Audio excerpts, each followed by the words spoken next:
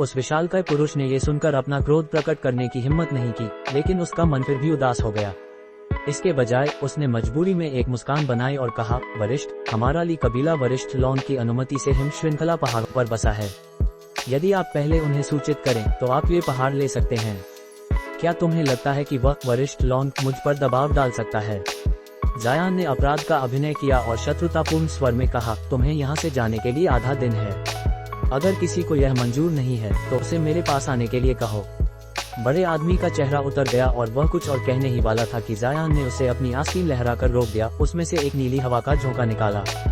उस विशालकाय पुरुष की चेतना में उसने अपने शरीर को सुरक्षात्मक प्रकाश से ढांपा, इससे पहले कि वह अपने ऊपर एक विशाल आत्मिक दबाव महसूस करे। जो दो वृद्ध जादुई उपकरणों का उपयोग कर उड़ रहे थे, वे अपना बचाव करने में असमर्थ थे और उस तूफान से लुढ़क कर गिर पड़े। डर के मारे दोनों ने कोशिश की, लेकिन अपना बचाव नहीं कर पाए, मानो उनकी जादुई शक्ति को सील कर दिया गया हो। उस पल वे भय से भर गए। सौभाग्य से हवा तेजी से अपने आप शांत हो गई और वृद्धों ने फिर से अपना संतुलन बना लिया।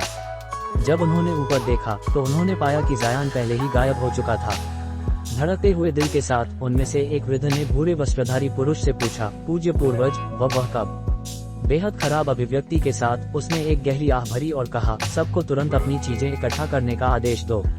हमें पहाड़ छोड़ने के लिए 4 घंटे का समय है। काले वस्त्रधारी वृद्ध ने चिल्लाते हुए कहा, क्या हम सच में अपने ली कबीले की इन पहाड़ों के लिए की गई मेहनत को छोड़ देंगे? हमने साथ हिम श्रृंखला भाइयों को हराने में जो मेहनत की है वह बेकार हो जाएगी। हम यहाँ 100 वर्ष भी नहीं रहे हैं। इस व्यक्ति के इतने अत्याचारी होने पर क्या वरिष्ठ लॉन चुप बैठा रहेगा? हालांकि दूसरे वृद्ध ने कुछ नहीं कहा, लेकिन उसकी अभिव्यक्तियां उसकी सहमति दर्शा रही थीं। यहाँ खुद को स्थापित करना कितना मुश्किल था, वह भी अपना घर छोड़ने को तैयार नहीं था। क्या तुम्हारा दिमाग खराब हो गया है? भूरे वस्त्रधारी पुरुष ने एक उदास अभिव्यक्ति के साथ फुंकारा, तुम उस व्यक्ति के खिलाफ कुछ करने की हिम्मत करते हो जिसकी साधना इतने स्तर की है। उसका आत्मिक दबाव वरिष्ठ लॉन से भी अधिक था। मुझे संदेह है कि वह एक मध्य नासेंसोल साधक है। इतनी शक्ति के साथ वरिष्ठ लॉन हमारे उससे क्या संबंध होने के बावजूद इस पर आंखें बंद कर लेंगे। और जितना अत्याचारी वह वरिष्ठ हो सकता है, उसने हमें जाने का समय तो दिया। अगर वह हमें बिना चेतावनी दिए मार देता तो क्या तुम्हें लगता है कि कोई हमारा बदला लेने आएगा? मत भूलो कि साधना की दुनिया में शक्ति ही सब कुछ है। वह कारण कि हम पहाड़ पर कब्जा कर सके थे ये था कि हम साथ हिम श्रृंखला भाइयों से थोड़े अधिक मजबूत थे और अन्य गुटों द्वारा मान्यता प्राप्त थे। जब तक हमारे लिए कबीले के मुख्य शिष्य मौजूद हैं, हमें बस एक और आत्मिक पहाड़ के लिए लड़ने की जरूरत है। एक नासेंसोल साधक के हाथों अपनी जान देने की तुलना में ये बहुत बेहतर विकल्प है। वृद्धों ने नई समझ के साथ सिर हिलाया। जल्द ही तीनों धुंध में पहाड़ की ओर अदृश्य हो गए। एक भोजन के समय के बाद आसपास का क्षेत्र हलचल से भर गया। एक के बाद एक साधक इमारतों और गुफाओं के निवासों के बीच आने जाने लगे। हालांकि उनके चेहरों पर घबराहट थी, लेकिन उनकी गतिविधियां व्यवस्थित और कुशल प्रतीत हो रही थीं। कुछ घंटों बाद साधकों की 2 टुकड़ियां उड़ी और एक भव्य प्रदर्शन में पहाड़ से पीछे हट गईं। वहां मौजूद 300 लोगों में से एक विशाल बहुमत का संघनन चरण पर थे और केवल लगभग 20 लोग उड़ने वाले जादुई उपकरणों पर सवार थे। लेकिन किसी भी मामले में वे धीमे नहीं थे और वे जल्द ही चले गए। इस विशाल आंदोलन ने स्वाभाविक रूप से उनके पड़ोसी क्षेत्रों का ध्यान आकर्षित किया और उन्होंने पूछताछ करने के लिए लोग भेजे। ली कबीले ने उन्हें सच्चाई बता दी, जिससे उन साधकों को झटका लगा। हिम श्रृंखला पहाड़ों पर एक नासेंसोल साधक ने कब्जा कर लिया था। ये जासूस जवाब देने के लिए अपने अपने गुटों में लौट गए। इस क्षेत्र में अचानक एक गहन साधना वाले वरिष्ठ का प्रकट होना खुशी और निराशा दोनों ला सकता था, लेकिन जिस तरह से उसने हिम श्रृंखला पहाड़ों पर कब्जा किया, इस मामले में यह संभवतः बाद वाला था। इस खबर से हिल गए पास के साधक गुटों ने किसी भी समय भागने के लिए खुद को तैयार किया। उसी समय जायान हिम श्रृंखला पहाड़ों में एक विशाल चट्टान के ऊपर खड़ा था। उसने अपनी आत्मिक दृष्टि फैलाई और किसी भी छिपे हुए साधक के लिए पहाड़ों की जांच कर रहा था। एक बार जब उसने फिर से अपनी आंखें खोली तो उसके चेहरे पर संतोष का भाव था। अपना हाथ पलटकर उसने व्यूह, झंडे और प्लेटों का एक सेट बुलाया। इसके बाद उसका शरीर धुंधला गया और वह जल्दी से पहाड़ के चारों ओर एक चक्र बनाकर अपनी मूल स्थिति में वापस आ गया। उसके हाथ के सभी व्यूह उपकरण अब गायब हो चुके थे। एक घनी सफेद धुंध अचानक कहीं से उभरी और जल्द ही पूरे पहाड़ को ढांप लिया। जायान ने सिर हिलाया, देखते हुए कि व्यूह में कोई समस्या नहीं थी। ये प्रतिविधि उसने कालवीर की भंडारण थैली से प्राप्त की थी। हालांकि यह नासेंसोल साधकों के खिलाफ प्रभावी नहीं होगा, लेकिन यह अभी भी एक उच्च श्रेणी का व्यूह था और कोर फॉर्मेशन साधकों को बाहर रखने में प्रभावी होगा। इसका ध्यान रखते हुए उसने अपनी भंडारण थैली से एक आत्मिक पशु थैली निकाली और हवा में फेंक दी। उसने हाथों में मंत्र मुद्राएं बनाई और फिर उन्हें हवा में इंगित किया। भंडारण थैली खुल गई और एक बर्फीली ऊर्जा तुरंत बाहर निकली, जिसमें 1 दर्जन क्रिस्टल सफेद हिमांश षटपथ 6 विंग फ्रॉस्ट सेंटीपीड्स प्रकट हुए। जैसे ही कनखजूरे बाहर निकले, उन्होंने उसके ऊपर चक्कर लगाया और खुशी से चहचहाने लगे। ऐसा लग रहा था कि पास की भूमि की बर्फीली ऊर्जा ने उन्हें उत्साहित किया था। एक मानसिक आदेश के साथ उसने उस दर्जन कनखजूरों को छोड़ दिया, जिससे वे धुंध में दृष्टि से ओझल होने के लिए जल्दी से निकल गए। माया व्यूह और धुंध में छिपे दर्जन बर्फ के कनखजूरों के साथ, यहाँ तक कि एक प्रारंभिक नासेन सोल साधक भी वापस खदेड़ा जा सकता था। इन सुरक्षा उपायों को लगाने के बाद उसने तुरंत अपनी आत्मिक आंखों का उपयोग पहाड़ों पर सबसे घनी आभा वाले बिंदु को खोजने के लिए किया।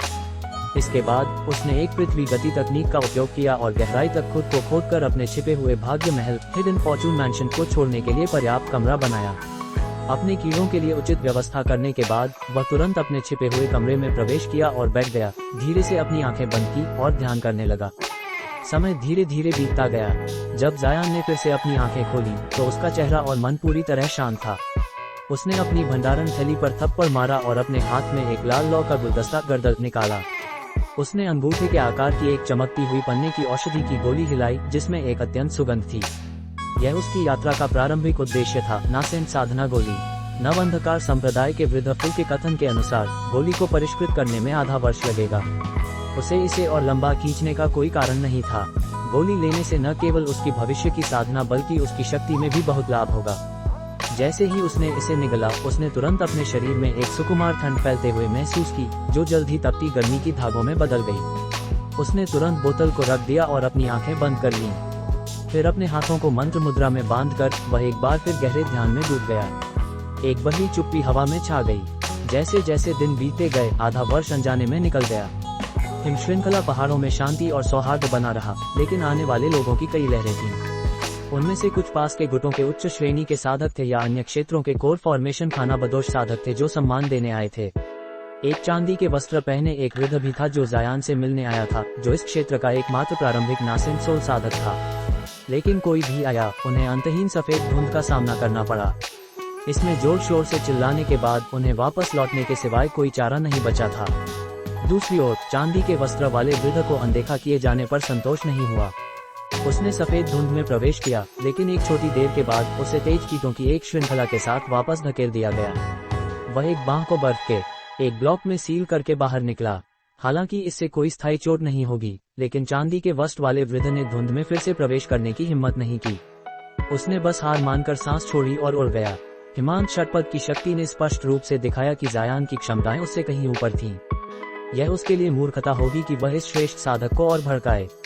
जल्द ही हजारों किलोमीटर दूर के साधक गुटों को पता चला कि हिमश्रृंखला पहाड़ों पर एक महान शक्ति के एक वरिष्ठ ने कब्जा कर लिया है।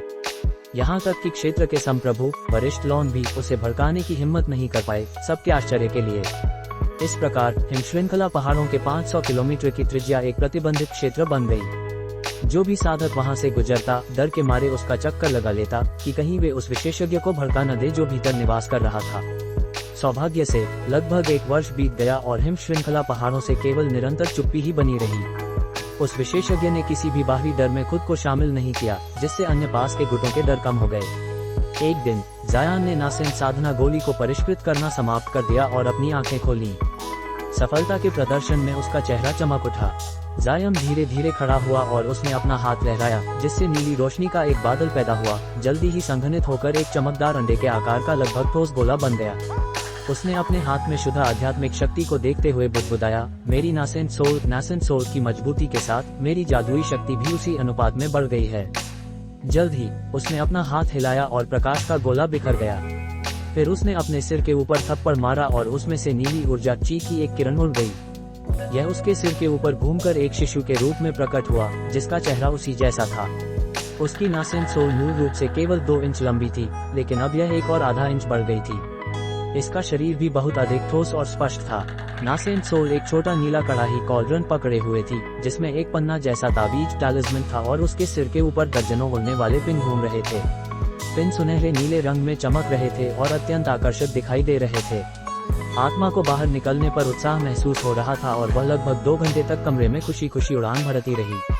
फिर वह थकावट महसूस करते हुए अपने मूल शरीर में वापस चली गई।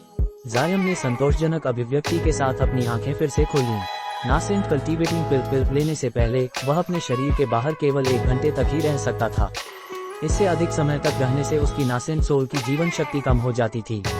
अफवाह थी कि जब किसी की खेती कल्टीवेशन देर तक देवत्व परिवर्तन चरण लेट डेटी ट्रांसफॉर्मेशन स्टेज तक पहुंचती है तो उनकी नासेंट सोल वास्तव में ठोस हो जाती है, जिससे वे बिना शरीर के भी आकाशीय हवाओं के डर के बिना जी सकते हैं।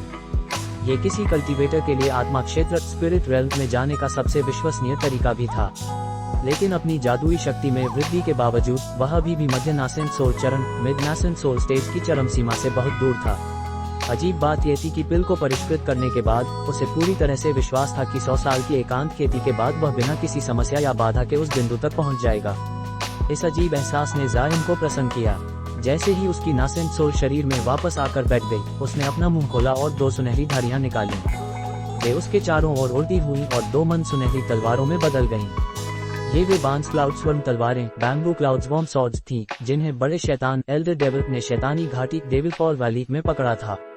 हालांकि उनकी आध्यात्मिक प्रकृति अभी पूरी तरह से समाप्त नहीं हुई थी और उन्हें थोड़ा नियंत्रित किया जा सकता था, लेकिन फिर भी उनका उपयोग आर्यट स्वॉर्ड फॉर्मेशन और रेड स्वॉर्ड फॉर्मेशन बनाने के लिए असमर्थ था। इसलिए जायम ने दोनों को बहाल करने के लिए विशेष रूप से कुछ समय निर्धारित किया। उसकी मानसिक आज्ञा के तहत तलवारें उसके सामने 1 मीटर उड़ गईं और स्थिर हो गईं। उसने अपनी नासेंट फ्लेम के 2 बादल फूके, जिन्होंने तुरंत उन्हें अपने में लपेट लिया। जब उसने ब्लेड पर चटकने वाली नीली लौ नाचते देखी तो जायम ने अपनी आस्तीन लहराए और पहले से तैयार कई छोटी बोतलें बुलाईं। वे सभी अपने आप खुल गईं और उनकी सामग्री नीली लौ में गिर गई, जिससे उन्हें विभिन्न रंगों में रंग दिया गया। जायम ने तब पूरी तरह से ध्यान केंद्रित करते हुए 2 हथियारों को देखा और उंगलियों के फड़कने से जादुई मुद्राएं स्पेल सील्स डाली, जिससे वह परिष्करण प्रक्रिया को नियंत्रित करने में सक्षम हो गया। उड़ने वाली तलवारों की मरम्मत पूरे 3 दिनों तक जारी रही। जब जायम का चेहरा पूरी तरह से पीला पड़ गया तो उसने रक्त का अर्क ब्लड एसेंस थूका और उन्हें उड़ने वाली तलवारों में मिला दिया। तभी दोनों तलवारें अपनी मूल चमकदार सुनहरी रोशनी में लौट आई और किसी भी शैतानी ऊर्जा चीख से मुक्त हो गईं। उसने तब दोनों तलवारें वापस अपने शरीर में ले ली और तुरंत फिर से ध्यान में डूब गया। 1 दिन बीतने के बाद जायम ने महसूस किया कि उसकी जादुई शक्ति वापस आ गई है और उसने अपनी आंखें खोली। अब अपने हाथ में एक पन्ना जैसी लकड़ी का रूलर बुलाया, द 8 स्पिरिट रूलर। उसने चिंतनशील अभिव्यक्ति के साथ लकड़ी में साधे दानों को छुआ। शैतान विजय पवेलियन डेविल सबजुगेटिंग पवेलियन के अंदर जायम को पहले ही पता चल गया था कि साधारण आध्यात्मिक शक्ति इसे प्रभावित नहीं करती है और समय की कमी के कारण वह इस मामले पर शोध करने में सक्षम नहीं था। अब उसने एक हाथ में रूलर का हत्था पकड़ा और धीरे धीरे उसमें आध्यात्मिक शक्ति डाली, जिससे नीली रोशनी उसकी उंगलियों से नीचे उतरी। जाहिर है परिणाम वही रहा। आध्यात्मिक शक्ति रूलर में संचारित हो रही थी, लेकिन सतह पर हरी रोशनी की कुछ रेखाओं के प्रवाह के अलावा इसमें थोड़ा भी बदलाव नहीं आया। अपनी 10वीं आध्यात्मिक शक्ति डालने के बाद भी ज्यादा असर न होने पर जायम ने अपनी जादुई शक्ति को रोका और विचार में अपना सिर झुकाया। थोड़ी देर बाद उसने अपना दूसरा हाथ उठाया और अपने सामने एक उंगली बढ़ाई। उसकी उंगली से इंद्रधनुषी रोशनी चमकी और उसने अपने शरीर के अंदर रखे वज्र बैरियर को बुलाया। उसमें से बौद्ध प्रकाश बुद्धिस्ट लाइट की एक किरण चमकी और बिना किसी निशान के रूलर में समा गई। तभी अचानक एक स्पिरिट रूलर से रोशनी भड़कने लगी और इसने नीली रोशनी की धुंध छोड़ी। धुंध के भीतर से पन्ना हरे अक्षर प्रकट हुए और धर्म ग्रंथों का एक सेट बनाया। आश्चर्यचकित होकर उसने तुरंत अपनी दृष्टि केंद्रित की। इसे थोड़ी देर और देखने के बाद जायम ने एक लंबी आह भरी और अनुमान लगाया, तो यह वही था जो मैंने उम्मीद की थी। एक स्पिरिट रूलर एक बौद्ध खजाना बुद्धिस्ट ट्रेजर था और उसके संदेह के अनुसार बौद्ध प्रकाश के माध्यम से नियंत्रित किया जा सकता था। इसके द्वारा छोड़ी गई रोशनी से प्रकट होने वाला धर्म ग्रंथ खजाने के लिए कलाकृति छाप तकनीक आर्टिफैक्ट इम्प्रिंट टेक्निक था। जायम की मुख्य खेती कला हमेशा से दाओइस्ट रही थी, जिसमें कुछ बहुत शक्तिशाली शैतानी तकनीकें मिली हुई थीं। एकमात्र बौद्ध तकनीक जो उसने कभी विकसित की थी वह ब्राइट आर्ट्स थी। हालांकि यह एक शीर्ष ग्रेड बौद्ध तकनीक थी, यह मुख्य रूप से शरीर पर केंद्रित थी। इसे अभ्यास करना अविश्वसनीय रूप से कठिन था और शरीर के शुद्धिकरण के प्रभावों के कारण इसके परिणामस्वरूप बहुत दर्दनाक था। चूंकि उसने कला को केवल दूसरी परत तक ही विकसित किया था, इसलिए तकनीक बौद्ध प्रकाश पैदा करने में असमर्थ थी। हालांकि वज्र बैरियर में बौद्ध प्रकाश की बहुतायत थी, जिससे उसे कलाकृति छाप तकनीक की पहली परत को विकसित करने की अनुमति मिली। जायम के विचार बिजली की तरह तेजी से चमके और उसने एक पल में निर्णय ले लिया। भले ही वह इसकी केवल थोड़ी सी शक्ति का उपयोग कर सके, फिर भी यह एक अत्यंत शक्तिशाली संपत्ति साबित होगी। ये तय करते हुए जायम ने रूलर में और अधिक बौद्ध प्रकाश डाला, जिससे उसकी कलाकृति छाप तकनीक पढ़ने में और भी अधिक स्पष्ट हो गई। एक स्पिरिट रूलर के लिए छाप तकनीक हेवन वॉइड कॉल्ड्रन की तुलना में बहुत भिन्न थी। हालांकि ये बहुत कठिन नहीं थी और इसे केवल 1 साल के समय में विकसित किया जा सकता था। इस विचार के साथ उसने चुपचाप अपनी आस्तीन पूंछी और नीली चमक में रूलर को वापस ले लिया। फिर उसने क्षतिग्रस्त ब्लैक विंड फ्लैग को प्रकट करने के लिए इसे पलट दिया। ये खजाना अब महज झंडे के टुकड़ों तक सीमित हो गया था, लेकिन इसका अधिकांश ध्रुव अभी भी बना हुआ था। लेकिन इसकी फटी हुई उपस्थिति के बावजूद झंडा अभी भी काली रोशनी के साथ चमक रहा था, जैसे इसकी आध्यात्मिक प्रकृति अभी भी मौजूद थी। ये देखना स्पष्ट था कि जब ये पूरा था तो ये कितना शक्तिशाली था। हालांकि जायम ने इसे किसी भी मरम्मत के इरादे से बाहर नहीं निकाला था। वह केवल अंतरिक्षीय खजानों स्पेशल ट्रेजर्स के बारे में जिज्ञासु था और सोच रहा था कि क्या वह इससे कुछ सीख सकता है। आखिरकार अंतरिक्षीय प्रकार के खजाने अविश्वसनीय रूप से दुर्लभ थे, यहाँ तक कि दिव्य आत्मा खजानों डिवाइन स्पिरिट ट्रेजर्स के बीच भी। चूंकि स्टोरेज पाउचेस सबसे निम्न श्रेणी के अंतरिक्षीय जादुई उपकरण थे, इसलिए उनका शोध करने से कुछ भी हासिल करने के लिए कुछ नहीं था। यह एक दुख की बात थी कि दिव्य आत्मा खजाने वास्तव में उसकी वर्तमान समझ के दायरे से बाहर थे। कई दिनों के कठोर अवलोकन के बाद वह झंडे के बारे में कुछ भी समझने में सक्षम नहीं था। थोड़ा पछतावा महसूस करते हुए उसने झंडा रख दिया और इसके स्थान पर विशाल लौ का कड़ाही ले लिया, जो उसने स्पिरिट चेंज हॉल से प्राप्त किया था। खजाने के अनजाने में बुद्धि प्राप्त करने से पहले भी यह एक शीर्ष ग्रेड प्राचीन खजाना था। चूंकि यह 1000 से अधिक शुद्ध यांग फायरबर्ड्स का उत्पादन कर सकता था, इसे कमतर नहीं आंका जा सकता था। जाहिर है, कड़ाही के साथ एक नामहीन पारदर्शी सामग्री, 12 लौ के स्तंभ और 3 विभिन्न आकारों के काले क्रिस्टल भी आए थे। हालांकि उसे पता था कि ये वस्तुएं दुर्लभ थीं, लेकिन अब उसे उन्हें पहचानने का समय मिला।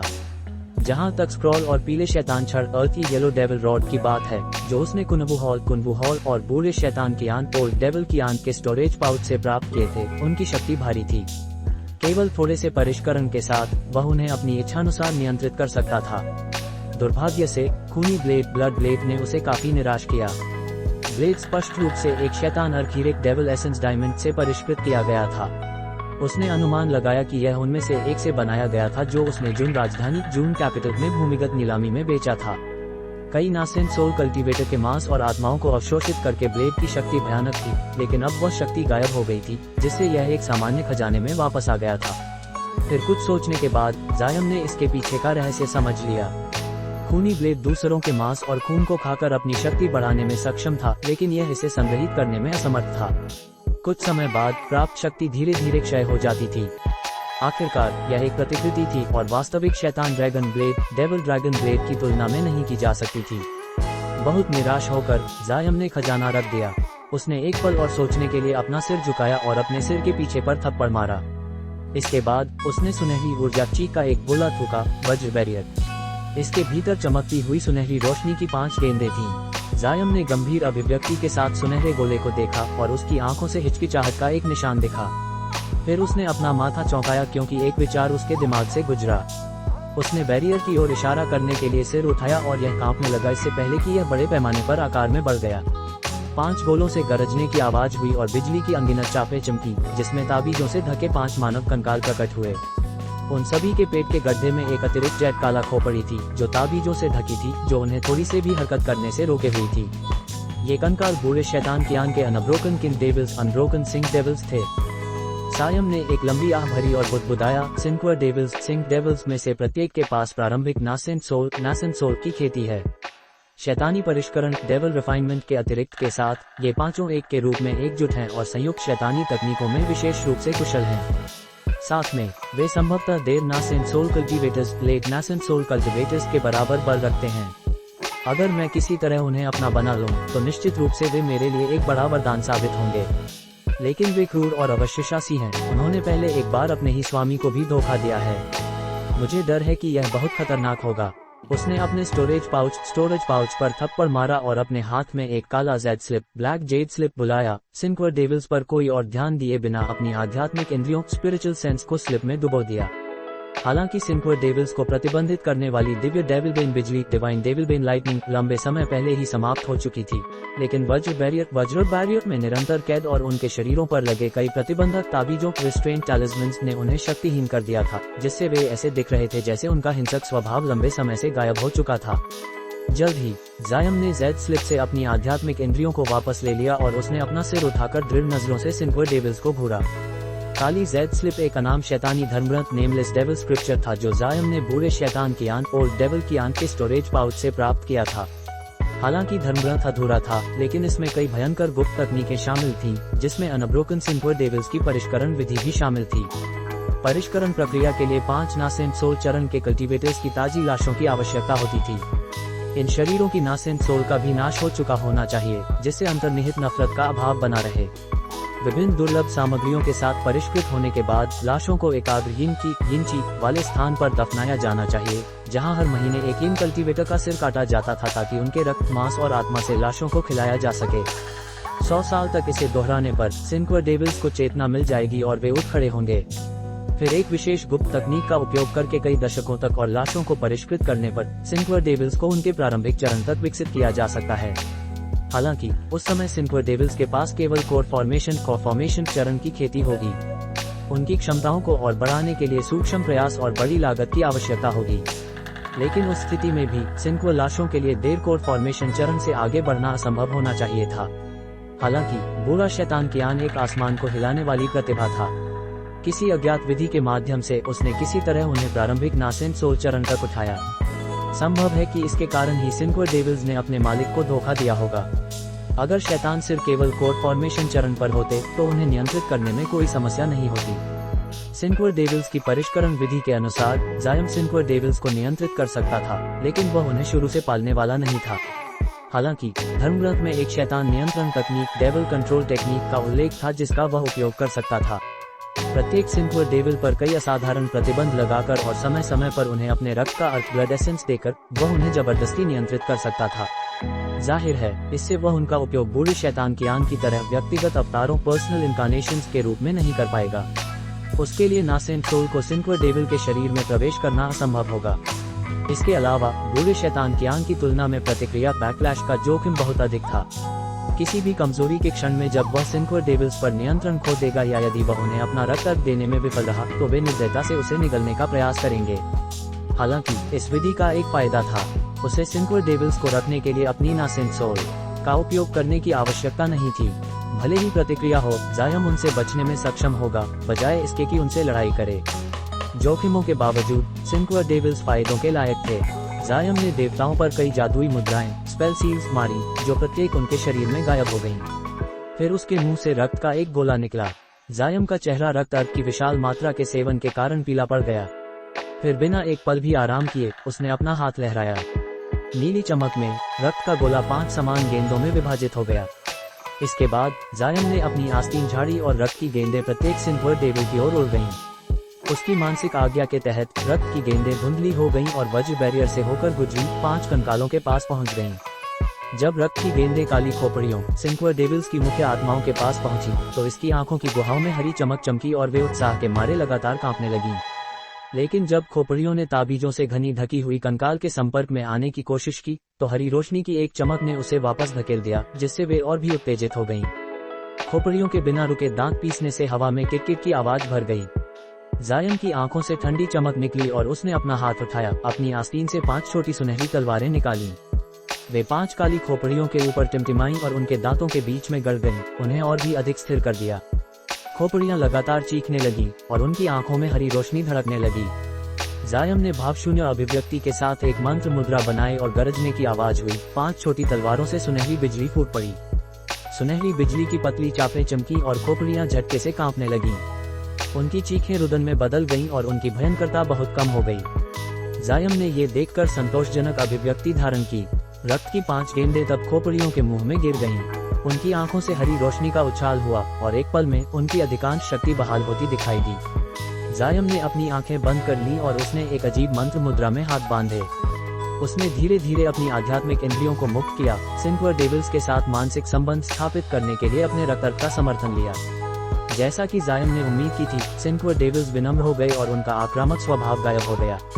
एक लंबी आह भरने के बाद उसने अपने स्टोरेज पाउच को छुआ और हाथ में 5 चमकती हुई चांदी की सुइयां निकाली। उसने अपना हाथ लहराया और खोपड़ियों में बिना किसी निशान के 5 चांदी के धागे छोड़ दिए। उसने एक मंत्र बुदबुदाया और नीली की चीख के 5 बादल फूके। मंत्र जारी रहने के साथ नीली की लगातार उतार चढ़ाव करने लगी। अंत में उन्होंने 5 छोटे चेहरे रहित शरीर बना लिया। जैसे ही उनका निर्माण हुआ, जायम ने जाप करना बंद कर दिया, ठहरा और चिल्लाया। उसने हाथ से जमीन को पोंछा, पीली पृथ्वी की येलो अर्थ चीक की 5 पतली पट्टियां ली और उन्हें छोटे शरीरों के साथ हिंसक रूप से जोड़ दिया। 5 जीवन पीले सांप येलो स्नेक्स बना दिए। जागो, जायम ने कहा। 5 छोटे शरीर अचानक धुंधले हो गए क्योंकि वे बाहर भागे और खोपड़ियों में प्रवेश कर गए।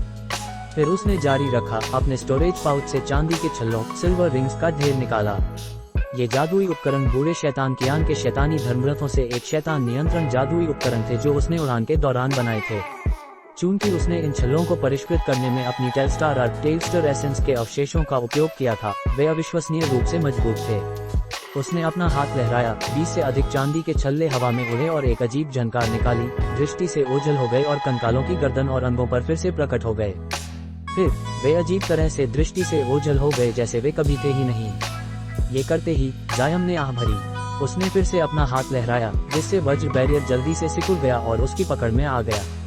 लेकिन अजीब बात यह थी कि सिंक्वर डेविल्स, कंकाल और काली खोपड़ी दोनों बैरियर से होकर गिर गए और जमीन पर पहुंच गए। जैसे ही 5 सुनहरी तलवारें खोपड़ियों से हट गईं, उनके शरीरों पर लगे ताबीज जलने लगे। शैतानी लपटों से प्रज्वलित होकर अपनी स्वतंत्रता प्राप्त करने पर खोपड़ियां धूसर की ग्रे चीक के बादलों में बदल गईं और कंकालों में प्रवेश कर गईं, बिना किसी निशान के गायब हो गईं। जब जायम ने ये देखा तो उसने मानसिक रूप से बूढ़े शैतान कियान की जैद स्लिप से शैतान नियंत्रण कला डेविल कंट्रोल आर्ट्स सक्रिय की, सिंक्वर डेविल्स को सीधे खड़े होने के लिए बुलाया।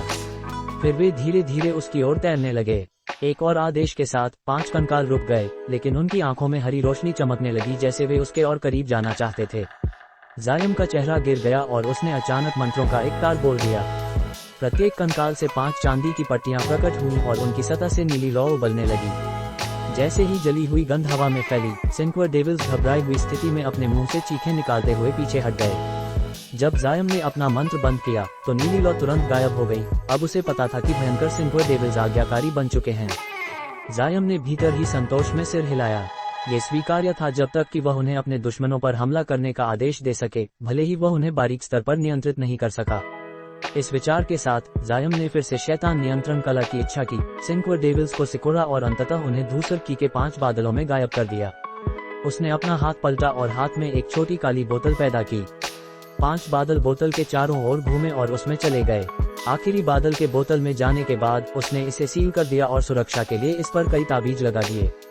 अंत में उसने इसे सावधानीपूर्वक अपने स्टोरेज पाउच में रख दिया। जब तक वह उन्हें समय समय पर अपना रक्त अर्क खिलाता रहेगा, उन्हें नियंत्रित करने में कोई समस्या नहीं होनी चाहिए। हालांकि ये केवल जायम के पास मौजूद जीवन शक्ति बहाल करने वाली दवा की गोलियों की मात्रा के कारण संभव था। उससे बड़ी खेती वाले भी लंबे समय तक शैतानों को नहीं रख पाते। आखिरकार रक्त अर्क किसी की अपनी जीवन शक्ति थी। आमतौर पर इसे लंबे समय तक निकाला नहीं जा सकता था।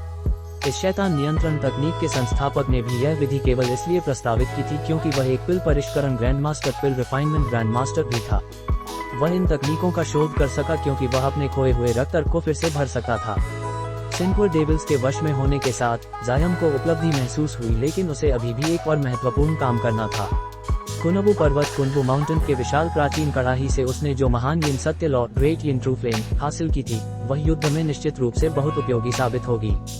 हालांकि ऐसा होने में काफी समय लगेगा, इसलिए उसने इसे बाद के लिए टालने की योजना बनाई। स्नोचेन पर्वत, स्नोचेन माउंटेन्स 10 से अधिक वर्षों से चुपचाप ठंड में लिपटा हुआ था। क्षेत्र के हर कोई जानता था कि पहाड़ पर एक अत्यंत शक्तिशाली विशेषज्ञ एक्सपर्ट अभ्यास कर रहा था। स्वाभाविक रूप से कोई भी उस क्षेत्र के पास जाने की हिम्मत नहीं करता था और पहाड़ आबाद बने रहे। जब पास के गुटों फैक्शंस ने देखा कि इस विशेषज्ञ को केवल अभ्यास करने के लिए जगह चाहिए थी और उसने कुछ और नहीं किया था, तो वे राहत में आ गए। एक दिन एक भारी बर्फानी तूफान भयंकर हवाओं और डैंडेलियन के आकार के बर्फ के टुकड़ों के साथ स्नोचेन पर्वत पर टूट पड़ा। जैसे ही तूफान ने पहाड़ को दृष्टि से ओझल कर दिया, बर्फ की 1 फुट परत ने जल्दी से इसे ढांप लिया। इतना बड़ा बर्फानी तूफान ऐसी बर्फीली जलवायु में भी असामान्य था। यहाँ तक कि निम्न श्रेणी के कल्टीवेटर्स भी मौसम का सामना करने को तैयार नहीं थे। लेकिन तभी एक चमकदार नीली रेखा हवा के बीच से गुजरी और दृष्टि से ओझल हो गई। 2 घंटे बाद एक नीली रेखा स्नोचेन पर्वत से दूर, हजारों किलोमीटर दूर एक पर्वत श्रृंखला के पास प्रकट हुई। रेखा से रोशनी फीकी पड़ गई और जायम प्रकट हुआ। 10 से अधिक वर्षों तक अभ्यास करने के बाद उसने अपने सभी खजानों को पूरी तरह से परिष्कृत कर लिया था और महान यिन सत्य लॉ ग्रेट यिन ट्रू फ्लेम को भी अपने शरीर में ले लिया, जिससे उसकी खेती का पहला चरण पूरा हो गया। इन सभी तैयारियों के साथ ऐसा कुछ भी नहीं था जो खतरा पैदा कर सके, सिवाय कई देव nascent soul cultivators, late nascent soul cultivators के हमले या शैतान पूर्वज Yuan Chak devil ancestor Yuan Chak के स्तर के भयानक अस्तित्व के।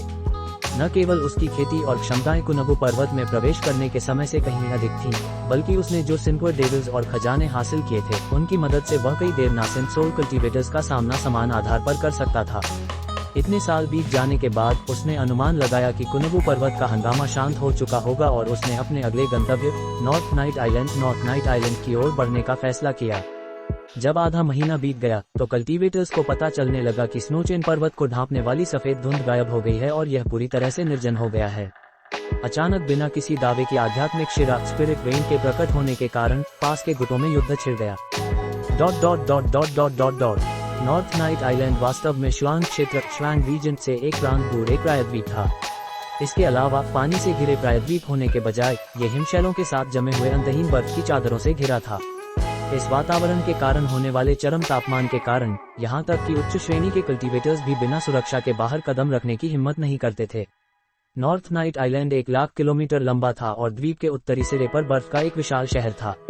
ये नॉर्थ नाइट पैलेस था, उत्तर का सबसे बड़ा संप्रदाय। वास्तव में संप्रदाय की शक्ति ग्रेट जिन के शीर्ष 10 शैतानी और धर्मीय संप्रदायों से कम नहीं थी। लेकिन क्योंकि नॉर्थ नाइट आइलैंड जिसे जंगल माना जाता था उस स्थान पर स्थित था, कई संप्रदाय इसे ग्रेट जिन का हिस्सा नहीं मानते थे, इसे एक विदेशी संप्रदाय मानते थे और ग्रेट जिन के संप्रदायों की रैंकिंग से बाहर रखते थे। लेकिन ग्रेट जिन के विरल आबादी वाले उत्तरी क्षेत्रों में नॉर्थ नाइट पैलेस ग्रेट जिन की मुख्य भूमि के शीर्ष संप्रदायों हेवनली डेविल सेक्ट और हाई जेनिथ सेक्ट से भी अधिक प्रसिद्ध था। इसमें कोई संदेह नहीं था कि वे उत्तर के शीर्ष संप्रदाय थे। उत्तरी क्षेत्रों में इस संप्रदाय को नॉर्थ इमोर्टल पैलेस के नाम से भी जाना जाता था। असंख्य निम्न श्रेणी के घुमंतु कल्टीवेटर्स इसमें प्रवेश करना चाहते थे। नॉर्थ नाइट पैलेस को भी आंतरिक और बाहरी प्रभागों में बांटा गया था। आंतरिक महल के शिष्यों को क्षेत्र के कई महान कल्टीवेटर कबीलों से चुना जाता था। जहां तक बाहरी महल के शिष्यों की बात है, उन्हें छोटे कबीलों और प्रायद्वीप के बाहर के घुमंतु कल्टीवेटर से चुना जाता था। जाहिर है, अगर किसी बाहरी महल के शिष्य ने अपार प्रतिभा दिखाई या बड़ी उपलब्धियां हासिल की तो उन्हें आंतरिक महल का शिष्य बनने का अवसर मिलता था, और अगर किसी में योग्यता की कमी थी और वह फिर भी बाहरी महल में शामिल होना चाहता था तो उसे नॉर्थ नाइट पैलेस के चारों ओर के हजारों किलोमीटर के खंड को पैदल पार करना होगा। चूंकि इन निम्न श्रेणी के कल्टीवेटर्स क्षेत्र में प्रतिबंधों के कारण उड़ नहीं सकते थे, उन्हें हिमशैल की ठंड को रोकने के लिए अपनी क्षमताओं और खेती पर निर्भर रहना पड़ता था। इस तरह अगर वे इस तक पहुंचने में कामयाब हो जाते तो उन्हें बाहरी महल में भर्ती कर लिया जाता। चाहे वे कठोर तापमान को पार करने के लिए जिस पर भी भरोसा करते, यह उपलब्धि उनकी कुछ अच्छी विशेषताओं को प्रदर्शित करती। जाहिर है, अभी भी बहुत से कल्टीवेटर सफल नहीं होते थे, कई जमकर मर जाते थे, लेकिन खेती के मार्ग पर चलने की अपनी खोज के लिए कल्टीवेटर्स दीपक की लौ की ओर उड़ने वाले पतंगों की तरह आकर्षित होते थे। एक दिन नॉर्थ नाइट पैलेस से हजारों किलोमीटर दूर एक क्षेत्र में फर के लबादों से ढके 10 से अधिक आकृतियां थीं। एक भयंकर बर्फानी तूफान के भीतर पैदल आगे बढ़ते हुए उनके शरीर रोशनी से चमक रहे थे। ये लोग आधे महीने से अधिक समय से ठंड में चल रहे थे। उनके चेहरे मौत की तरह पीले थे और उनके कदम अस्थिर थे। हालांकि उनमें से कोई भी रुककर आराम नहीं करना चाहता था। ठंड इसकी अनुमति नहीं देती थी। वे केवल जादुई पत्थरों, मैजिक स्टोन्स और शक्ति के सहारे खुद को मजबूरी से बनाए रख सकते थे।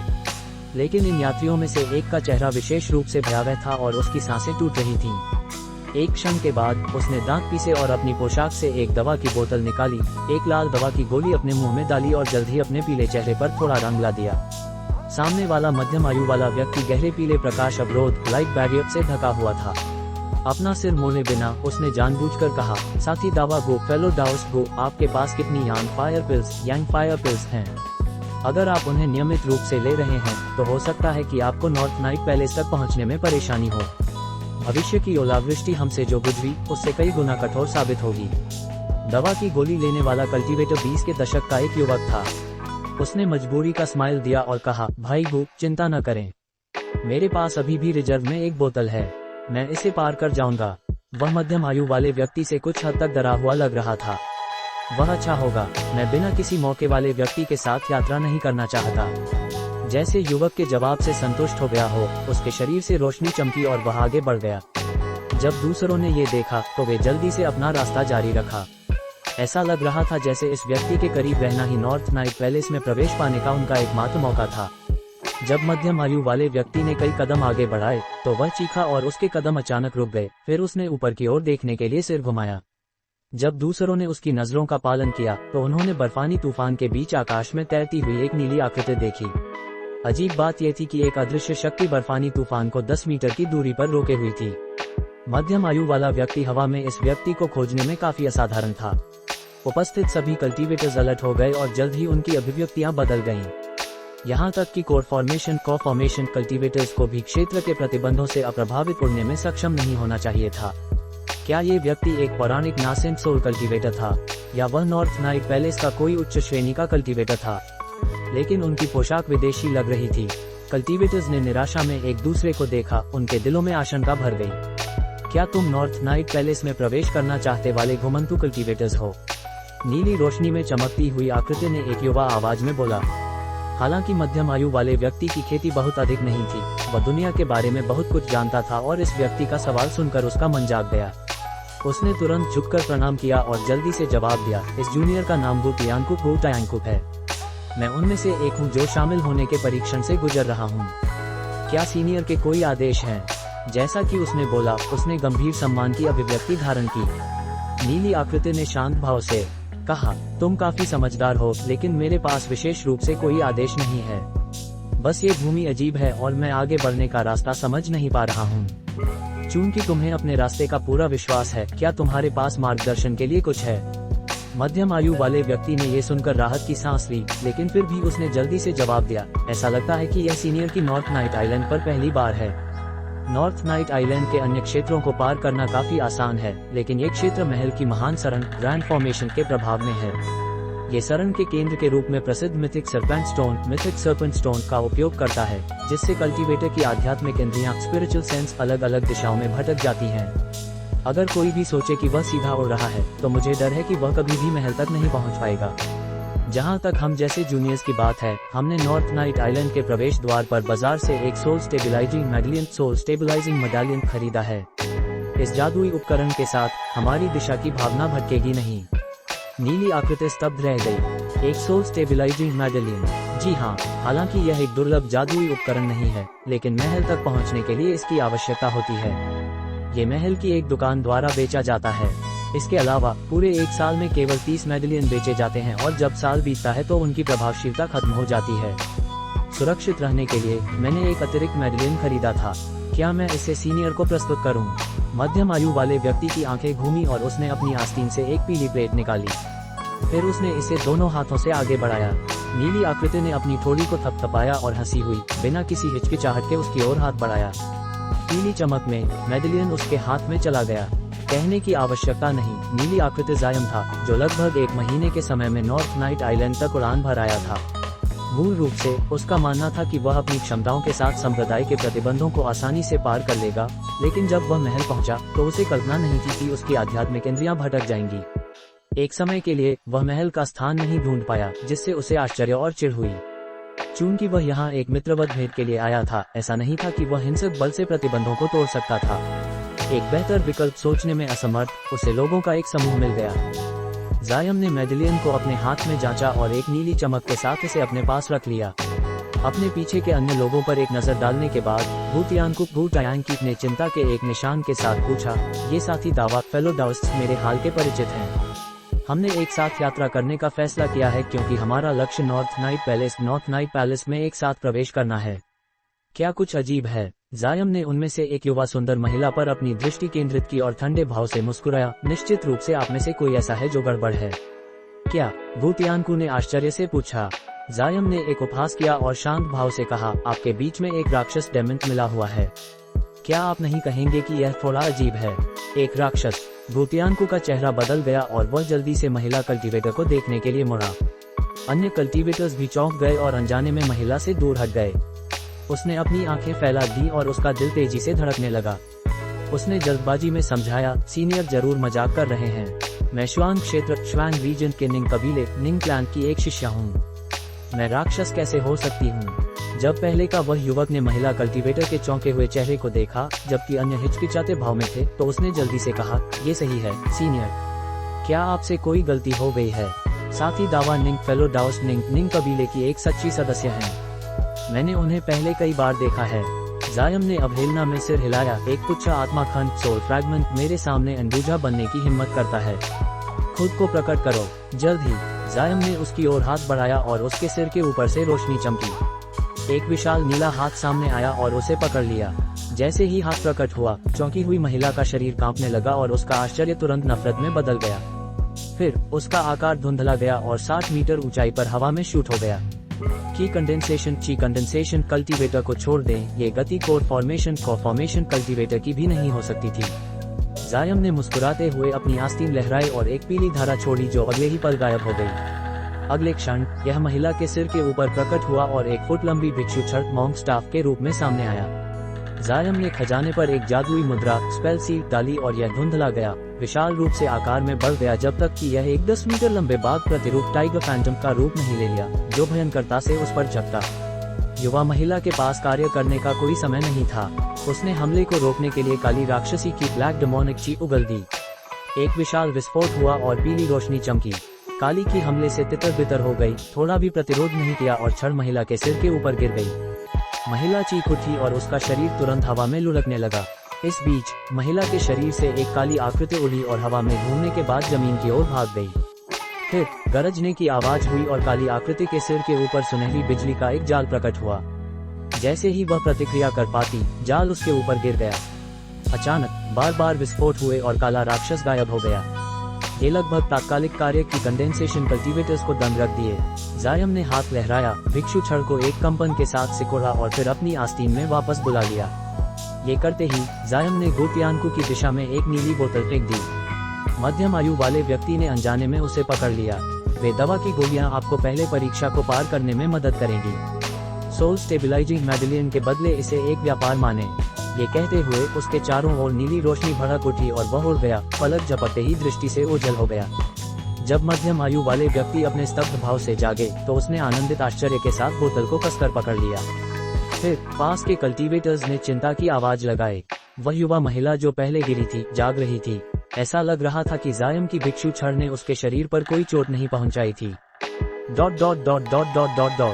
हाथ में मेडेलियन लेकर वह नॉर्थ नाइट पैलेस की ओर उड़ा। उसने पहले जो कुछ हुआ था उसे एक मुस्कान के साथ याद किया। एक उच्च श्रेणी के राक्षस जानवर का आत्माखंड युवा महिला के शरीर के अंदर छिपा हुआ था। इसकी शक्ति से ऐसा लगता था कि यह कम से कम ग्रेड 8 के राक्षस जानवर का था। वह राक्षस काफी चालाक था जो महिला के शरीर के अंदर उसके ज्ञान के बिना आत्माखंड को छिपा पाया। अगर वह वास्तव में संप्रदाय में प्रवेश करने में कामयाब हो जाती तो राक्षस उसके शरीर का उपयोग करके अंदर घुस सकता था। चूंकि जायम ने इसे रास्ते में पाया, उसने सोचा कि वह आत्माखंड को नष्ट कर देगा क्योंकि इसमें बहुत कम मेहनत लगेगी और जब वह संप्रदाय का दौरा कर रहा होगा तो कोई हंगामा नहीं होगा। क्या ये हो सकता है कि वह राक्षस जानवर ग्लेशियल क्विंटेसेंस के लिए इस तरह की चतुर विधि से संप्रदाय में घुसने की कोशिश कर रहा था? आखिरकार उसने सुना था कि नॉर्थ नाइट पैलेस ने अपने ग्लेशियल क्विंटेसेंस के गायब होने की कोई जानकारी कभी नहीं फैलाई थी। उन्होंने इसे छुपा रहे होने का कोई कारण जरूर होगा। जैसे ही उसका मन भटका, वह बिजली की बौछार की तरह तेजी से उड़ा और जल्द ही खुद को मुट्ठी के आकार के ओलावृष्टि खेल के साथ एक तूफान में पाया। तूफान का ओला चमकदार और पारदर्शी था। उसके प्रकाश अवरोध लाइट बैरियर से कम थप्पड़ों की आवाज के साथ टकराता था जैसे ये पत्थर से बना हो। लेकिन जायम की वर्तमान खेती पर विशाल ओले उसकी नजर में नहीं थे। 1 घंटे तक उड़ने के बाद जायम की आंखें चमक उठी क्योंकि उसने देखा कि उसके आसपास का ओला और बर्फ अचानक गायब हो गई। उसने अपने सामने थोड़ी दूरी पर बर्फ से निर्मित एक शहर देखा। इमारतें दूर से रोशनी के साथ चमक रही थीं, सूर्य के प्रकाश को इंद्रधनुष के रूप में प्रतिबिंबित कर रही थीं। उसने शहर में चमकती हुई कुछ सफेद बादल भी देखे। जायम के चेहरे पर आश्चर्य का भाव आया। हालांकि उसकी नजर जल्दी से शहर के पीछे एक विशाल पर्वत पर पड़ी। पर्वत नश्वर मानकों के अनुसार विशाल था, ऊंचाई में कम से कम 30,000 मीटर तक पहुंच रहा था। लेकिन कुनबू पर्वत कुनबू माउंटेन की तुलना में ये बहुत अधिक नहीं था। लेकिन वास्तव में जायम को जो चौंकाया वह ये था कि पर्वत एक विशाल स्तंभ के आकार का था। ये चमकदार गहरी ठंड की परत से ढका हुआ था। अगर पहाड़ से निकलने वाले हरे रंग के निशान न होते तो वह इसे पूरी तरह से बर्फ से बना मान लेता। वह अपनी ब्राइट साइड स्पिरिट आंखों ब्राइट साइड स्पिरिट आइज के साथ भी पहाड़ के अंदर नहीं देख सका, लेकिन वह इसके ऊपर चमकती हुई इमारतों का एक समूह देखने में सक्षम था, जो उसका मानना था कि नॉर्थ नाइट पैलेस था। हालांकि जायम तुरंत शहर की ओर नहीं गया। रास्ते में का क्षेत्र केवल सामान्य हिमनदों ग्लेशियर्स से मिलकर बना लग रहा था, लेकिन उनके बीच एक अदृश्य प्रतिबंध इनविजिबल रिस्ट्रिक्शन रखा गया था। एक उपलब्ध जादू संरचना मास्टर स्पेल फॉर्मेशन मास्टर के रूप में जायम ने महसूस किया कि वे देखने में भयंकर थे। अगर वह लापरवाही से उनमें घुस जाता तो उसे डर था कि वह कुछ ऐसा सक्रिय कर देगा जिससे निपटना मुश्किल होगा। इसके अलावा जैसे ही वह बर्फानी तूफान से बच निकला, शहर से कई रोशनी की धाराएं उससे मिलने के लिए निकलीं। जायम ने ये देखकर अपनी भान उठाई, लेकिन उसके दिमाग से एक विचार चमका और उसने अपने हाथ में मेडेलियन को देखा। न केवल मेडेलियन मार्ग का मार्गदर्शन करता था, बल्कि यह नॉर्थ नाइट पैलेस को संप्रदाय में प्रवेश करने की इच्छा रखने वाले कल्टिवेटर्स के ठिकाने को भी जानने की अनुमति देता था।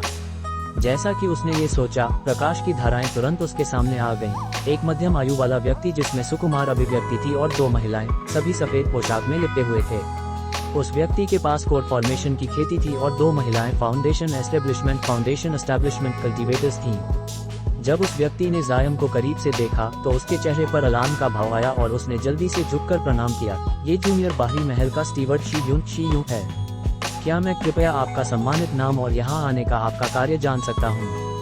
जब इन कल्टीवेटर्स ने जायम को बर्फानी तूफान से निकलते देखा तो उन्हें पता था कि वह एक सामान्य कल्टीवेटर नहीं था, लेकिन उन्होंने एक नासेंट सोल कल्टीवेटर की उम्मीद नहीं की थी। एक अपरिचित मध्य श्रेणी वाले की तो बात ही छोड़ दें।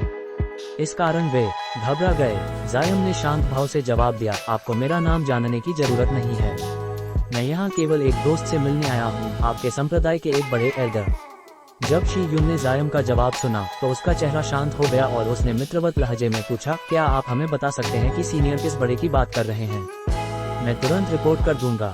जायम ने धीरे धीरे कहा, मैं कई साल पहले फेरी बाय योइक से मिला था। क्या वह यहाँ मौजूद है?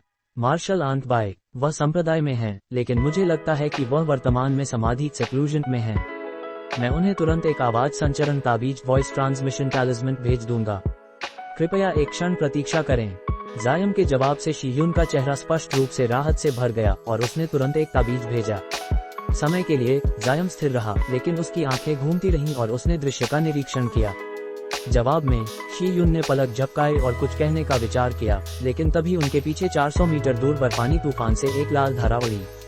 धारा से एक चीख निकली और वह जल्दी से उनकी दिशा में मुड़ी। धारा उनके सामने पहुंचने से पहले धारा से एक हृदयस्पर्शी हंसी निकली। क्या ये साथी दावा हमारे महल का दौरा करने आया है? उसका नाम क्या है? जब रोशनी फीकी पड़ गई तो भूरे बालों वाला एक पीला युवक प्रकट हुआ। उसकी आंखों में एक गहराई झलक रही थी। जायम ने अपनी आंखें सिकुड़ी और अपने सामने वाले व्यक्ति का निरीक्षण किया। अपनी आध्यात्मिक इंद्रियों स्पिरिचुअल सेंस के एक झोंके से उसने पाया कि वह उसकी तरह ही एक मध्य नासेंट सोल कल्टीवेटर था। जायम जवाब दे पाता। शीयून ने खुश होकर एक कदम आगे बढ़ाया और कल्टीवेटर का सम्मानपूर्वक अभिवादन किया। ये शिष्य आदरपूर्वक मार्शल अंकल बाइक को प्रणाम करता है। क्या आपकी यात्रा शांतिपूर्ण रही? मेरा उपनाम है हान जन। मुझे फेरी बाइक ने आमंत्रित किया था, इसलिए मैंने सोचा कि उनसे मुलाकात कर लूं। जायम ने शांत भाव से जवाब दिया। बड़े एल्डर ने, जिनका उपनाम रेंट था, एक क्षण के लिए खुद से बुदबुदाया और फिर एहसास का भाव दिखाते हुए कहा, तो ये भाई हान ब्रदर जहाँ थे।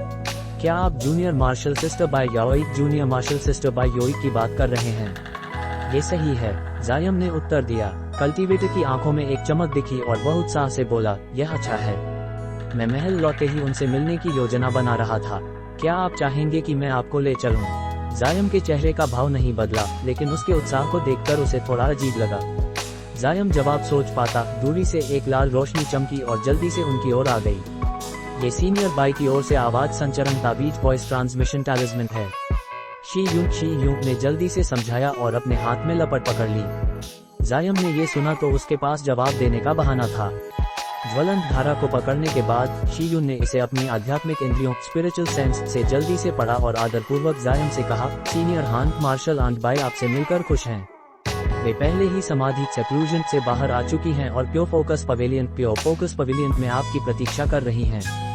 बड़े रेन एल्डर रेंट ने जल्दबाजी में कहा, शी यून अपने स्टेशन को देखते रहो, मैं उन्हें मार्गदर्शन दूंगा। शी यून ने ये सुनकर उनका विरोध करने की हिम्मत नहीं की। जायम ने अपना माथा चौंकाया, लेकिन उन्हें मना करना अजीब लगा। वह केवल सिर हिलाकर बोला, तब मुझे आप पर तकलीफ डालनी पड़ेगी। बड़े रेन, हाँ, जूनियर मार्शल सिस्टर बाई और मैं करीबी दोस्त हैं।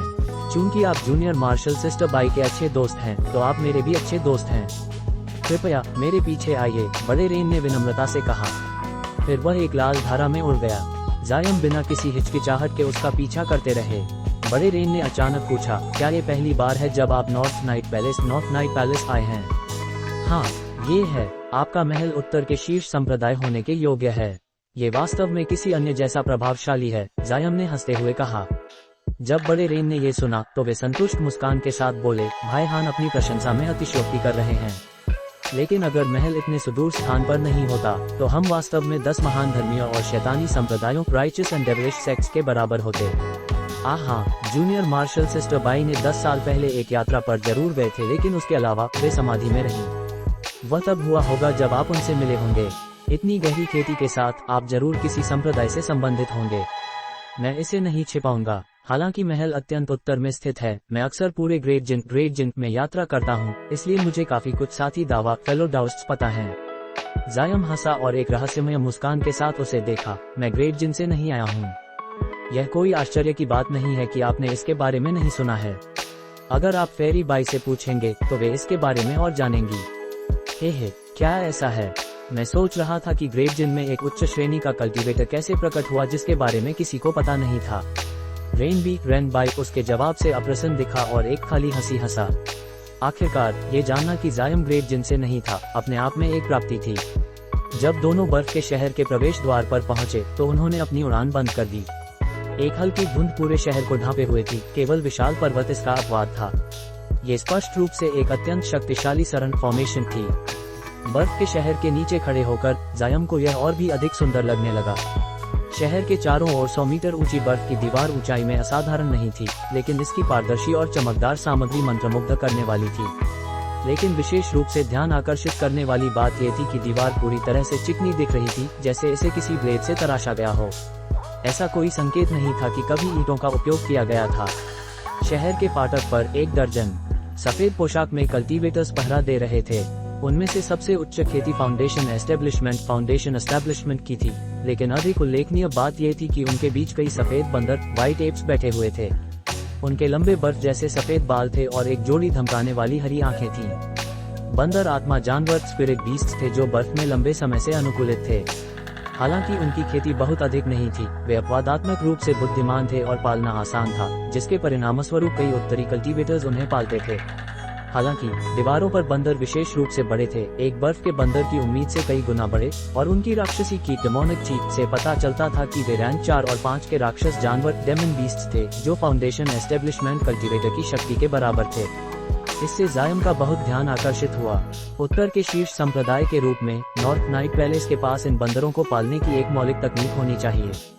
दीवारों पर कल्टीवेटर्स ने जब भूरे बालों वाले उस पीले युवक को देखा तो वे बार बार उसे मार्शल एंसेस्टर रेंट कहकर संबोधित करने लगे।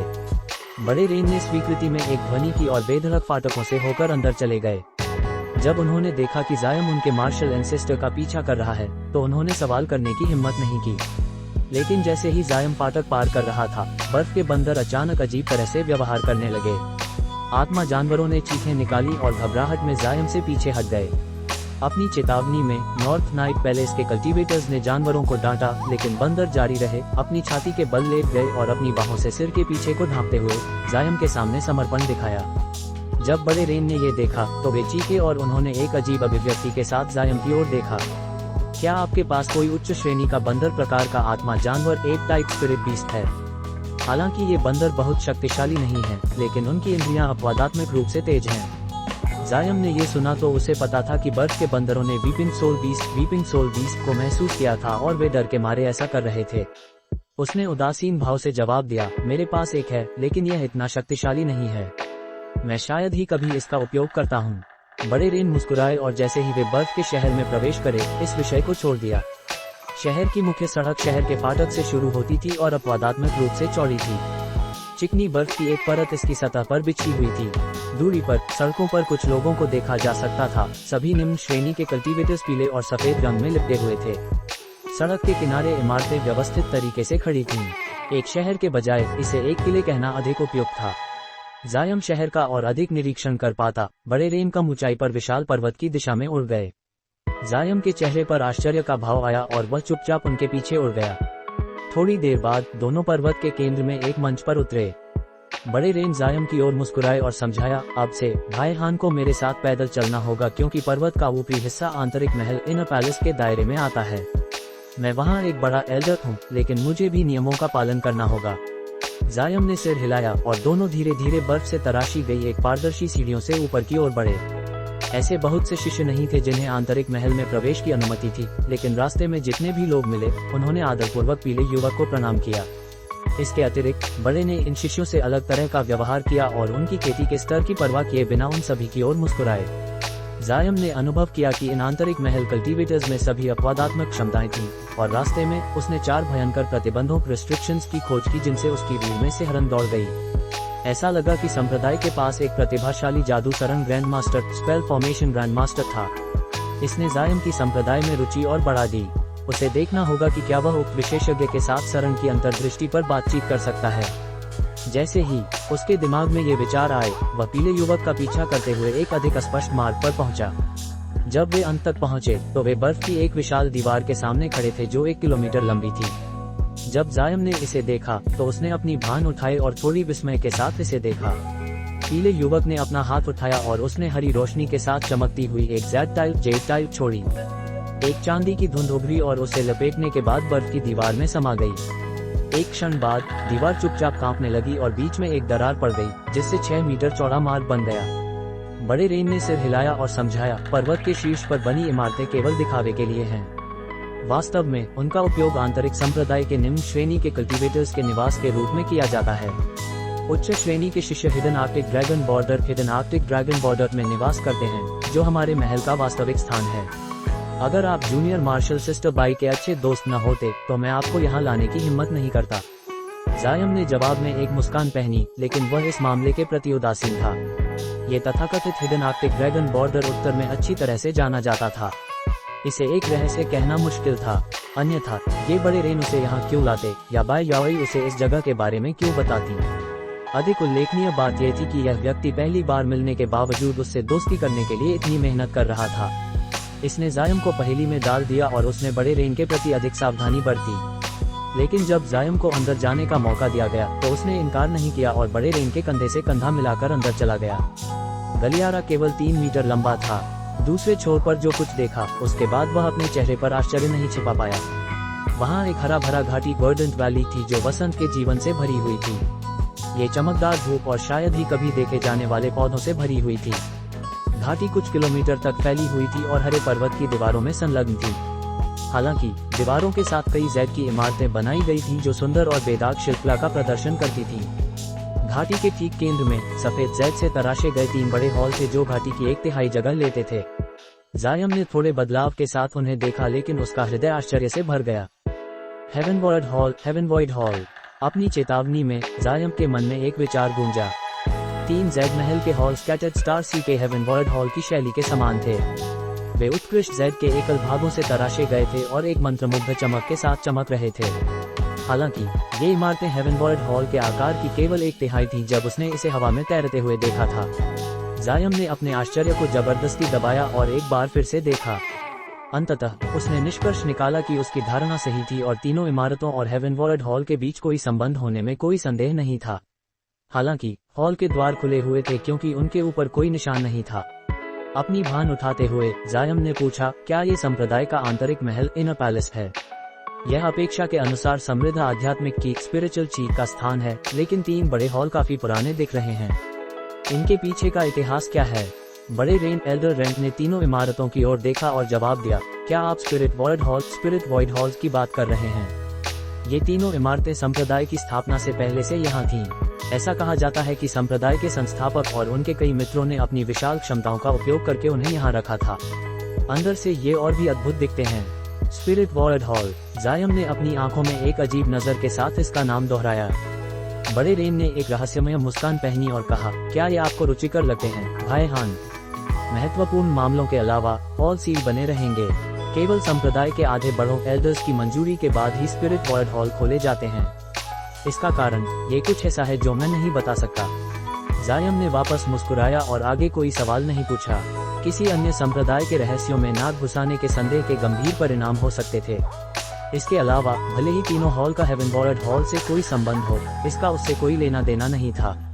हेवनवर्ल्ड हॉल का सबसे महत्वपूर्ण खजाना पहले से ही उसके कब्जे में था। साथ ही दावा हान फेलो डाउस, हाँ कृपया मेरे पीछे आइए। प्योर फोकस पवेलियन उधर है। चूंकि ऐसा लगता है कि जूनियर मार्शल सिस्टर बाय आपको महत्व देती है, मैं आपको वहां ले चलता हूं जहां वे अपने करीबी मेहमानों से मिलती हैं। वहां काफी शांत वातावरण है। क्या ऐसा है? मैं सम्मानित हूं। जायम मुस्कुराया। बड़े रेन ने वापस मुस्कुराया और हवा में उड़ान भरी। जायम को पर्वत की दीवारों में से एक के पास ले जाकर एक पवेलियन के सामने उतारा। इमारत 3 मंजिला थी और प्रत्येक मंजिल 30 मीटर से अधिक ऊंची थी। इसका ढांचा पन्ने की लकड़ी एमरल्ड वुड से बना था और यह ज्यादातर पहाड़ में धंसी हुई थी। इसके प्रवेश द्वार पर एक पीला साइन बोर्ड लटका था जिस पर चांदी के अक्षरों में प्योर फोकस पवेलियन अंकित था। जैसे ही जायम इसके सामने खड़ा था, एक सफेद पोशाक वाली महिला इमारत से बाहर निकली। जब उसने दोनों को देखा तो वह आश्चर्य से एक क्षण के लिए ठहर गई और आदरपूर्वक बोली, मैं मार्शल सीनियर रेन को प्रणाम करती हूँ। और यह सीनियर हान होंगे। सही, जायम ने शांत भाव से जवाब दिया। क्या फेरी बाय अंदर हैं?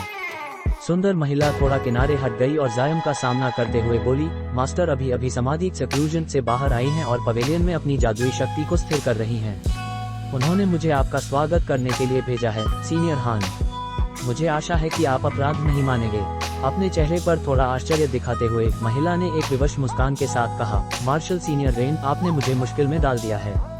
आप जानते हैं कि मास्टर ने मुझे पहले ही बता दिया है कि वे आपसे नहीं मिलना चाहती हैं। जब जूनियर मार्शल सिस्टर गोंड ने आपको उनसे मिलने दिया था तो उन्हें बाद में कड़ी सजा मिली थी। बड़े रेन का चेहरा लाल हो गया, लेकिन जल्द ही उसने अपनी नजर हटाई। लेकिन इस बार अलग है।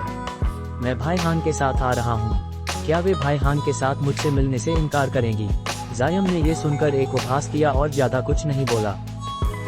उसके चेहरे पर हिचकिचाहट का भाव आया। यान ने अपने मार्शल सीनियर रेन को अंदर आने दो, मैं उनसे मिलूंगी। बाय योई की आवाज पवेलियन से सुनाई दी।